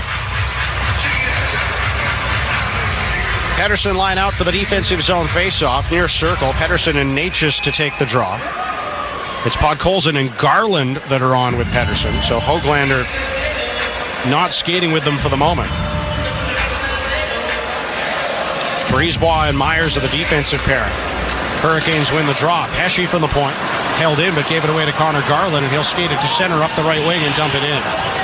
Freddie Anderson out of his goal to handle, leaves near corner for Pesce. He'll send it high in the air to center. Myers at his own line, tips ahead for Elias Pettersson, who settles down a rolling puck inside his own zone and leaves for Guillaume Brisebois. Across to Tyler Myers, now left wing to center for Pettersson. Gains the Carolina line, drops to Connor Garland, cutting into the slot. Was stripped with the puck by Kotkaniemi. It rolls to the far boards. Burrows holds in right point, but lost it to Brady Shea. And he gets it off the glass out of the zone. I think it deflected into one of the benches. And the faceoff's going to come back into the Carolina end with 2:20 left in the third period. Hurricanes up 3-2. And we'll see, first of all, if Bruce Boudreau is going to use his timeout here. And second of all, if they're going to pull Thatcher Demko. And it does look like they're huddling around the bench, so that timeout is going to be used here. Give Bo Horvat, JT Miller, and those other players that have been playing, Mikheyev, a bit of a rest here. And it's Boudreau himself drawing up the play for them. And with 2 minutes left here, it's got to be simple. I know it hasn't been simple for the Canucks all night. Gaining the zone for the Carolina Hurricanes is a very difficult thing, but you got to get zone possession, most importantly, and get pucks to the net for Freddie Anderson. He's had a pretty comfortable evening here, making 14 saves, 16 shots fired toward his net, but you got to get a clean zone entry, and that's been difficult enough. Carolina is very aggressive on the forecheck. They're good in the neutral zone. Get entry into the zone, make it clean, and then, Batch, you have to find a high-quality shot, but the most important thing is get something in and around the net, at least create some havoc around Freddie Anderson. Carolina will keep you to the outside all day, and they're happy with that. But you have to get that middle of the ice against this team. It's easier said than done, but if you want to tie up this game, that's what the Canucks will have to do, and get the middle of the ice. Canucks have pulled Demko, so it's 6-on-5 with the face-off in the Carolina zone. Horvat, Podkolzin, Pettersson, Mikheyev, Miller, and Ekman-Larsson. And Horvat will take the draw opposite Jordan Staal to the left of Freddie Anderson.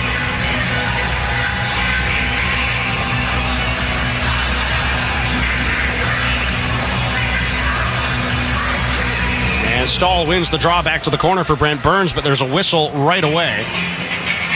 Back linesman Trent Knorr, I believe, is going to throw Horvat out of the circle here, and they're going to drop it in again.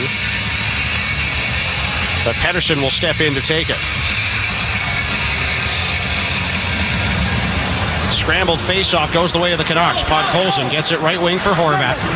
He'll cycle it to the end boards. Podkolzin and Burns battling for it there. Jordan Staal gets it off the glass. Knocked down by Ekman-Larsson, but then batted out to center by one of the Hurricanes. They call the glove hand pass against the Canucks, though, and this will make it a neutral zone faceoff. And the question is, Demko going to go back into the net? He is, indeed, with the faceoff coming out of the zone. So Podkolzin will go off. And it'll be Mikheyev, Horvat, Pettersson, Miller, and Ekman-Larsson with Demko back in the net at 2:08 remaining in the third. The Hurricanes lead 3-2. Canucks win the draw. Miller gains the Carolina line, floats it in on the left wing, grabbed by Anderson out of midair. So that'll draw the whistle. Demko goes back to the bench, and again, it'll be a 6-on-5 offensive zone faceoff for the Canucks. And the Carolina Hurricanes have been winning a lot more faceoffs. They've won 60% of the draws tonight, but this is the important part. These are the situational faceoffs, and Bo Horvat is in the circle. Horvat and Stepan on the draw, left wing side, to the right of Freddie Anderson. 2 minutes left in the third period, and Horvat wins it cleanly. Miller for the left point. Mishandled the puck, but is able to settle it. Trying a centering pass that's tipped out to center by Jordan Staal. Ekman-Larsson back behind his own net for the Canucks. 1:45 left in the third. Hurricanes lead 3-2. It's 6-on-5 for Vancouver with Demko on the bench. Pedersen to center. Dumps it into the right corner. Puck pulls it on the forecheck. Hits Brent Burns. Pedersen gets it free for McKayev. And now for Horvat in the right corner. Tied up along the boards by Stahl. Cycles to Pedersen. Behind the net for Ilya Mikheyev. Goes up the left wing for JT Miller. Miller dumps it behind the net again. Puck pulls in, battling with Slavin. It's dug loose for Pedersen right corner. He protects it from Jordan Stahl. Canucks can't get to the middle of the ice. Now Ekman Larsson for the line with a long shot. It sails over the goal. And Miller chases it down on the left wing. Miller to the line for Ekman Larsson. Takes a long shot. Blocked in the slot by Stahl. Settled and thrown towards the empty net, but well wide by Marty Necas, and it's icing against Carolina now with 59 seconds left in the third. And that's a great example of how Carolina just clogs up the shooting lanes. When they do give you the puck, which is rare, there is a moment where you look like you have a chance to shoot, and Oliver Ekman Larsson looked like he had a chance to shoot. He gets the shot off, and then just blocked right in the shooting lane, and that's Marty Necas, a skill guy, one of the playmakers on this team, drawing the block. Face off to the right of Anderson in the Carolina zone again into the last minute of the third period. The Hurricanes lead 3-2. Canucks have Demko on the bench. Hurricanes win the draw. Jordan Stahl, far side, knocks it out to center. Ekman Larsson plays it back up the far boards for Elias Pettersson. And again to Ekman Larsson at his own line. He'll skate to center and rim it in behind the net. It rolls back to Pettersson right point. He tried to turn and shoot. Is stripped of the puck by Svechnikov. And from his own line, clears it to center, but gave it away to Pettersson again. Pettersson dumps it back in on the right wing. Pesce tried to clear. Mikheyev held in. Left circle for JT Miller. He shoots, and it was blocked desperately by Brent Burns as the Hurricanes get it back out into the neutral zone, now with just 20 seconds remaining. Rathbone from his own line. Up the right wing for Pettersson. Dumps it into the Carolina zone. Pesce's back to it. He'll clear it off the glass to center. Svechnikov gets it up the right wing for Aho. Tried to center for Teravainen going to the net, but Pettersson broke it up. He's got it behind his own goal, just 5 seconds left. Whips it out to center. Miller can't receive the pass. It rolls into the Carolina end, and the game is over. The Canucks drop their 7th consecutive game to begin the regular season. A hard-fought one tonight. They pushed right till the end, but they fall 3-2 to the Hurricanes and fall to 0-5-2 on the year. It was a tough battle against one of the best teams in the NHL, but the reality is 5-on-5. It was one-sided. The Carolina Hurricanes had control of this game when it came to 5-on-5 play in that third period, and that's what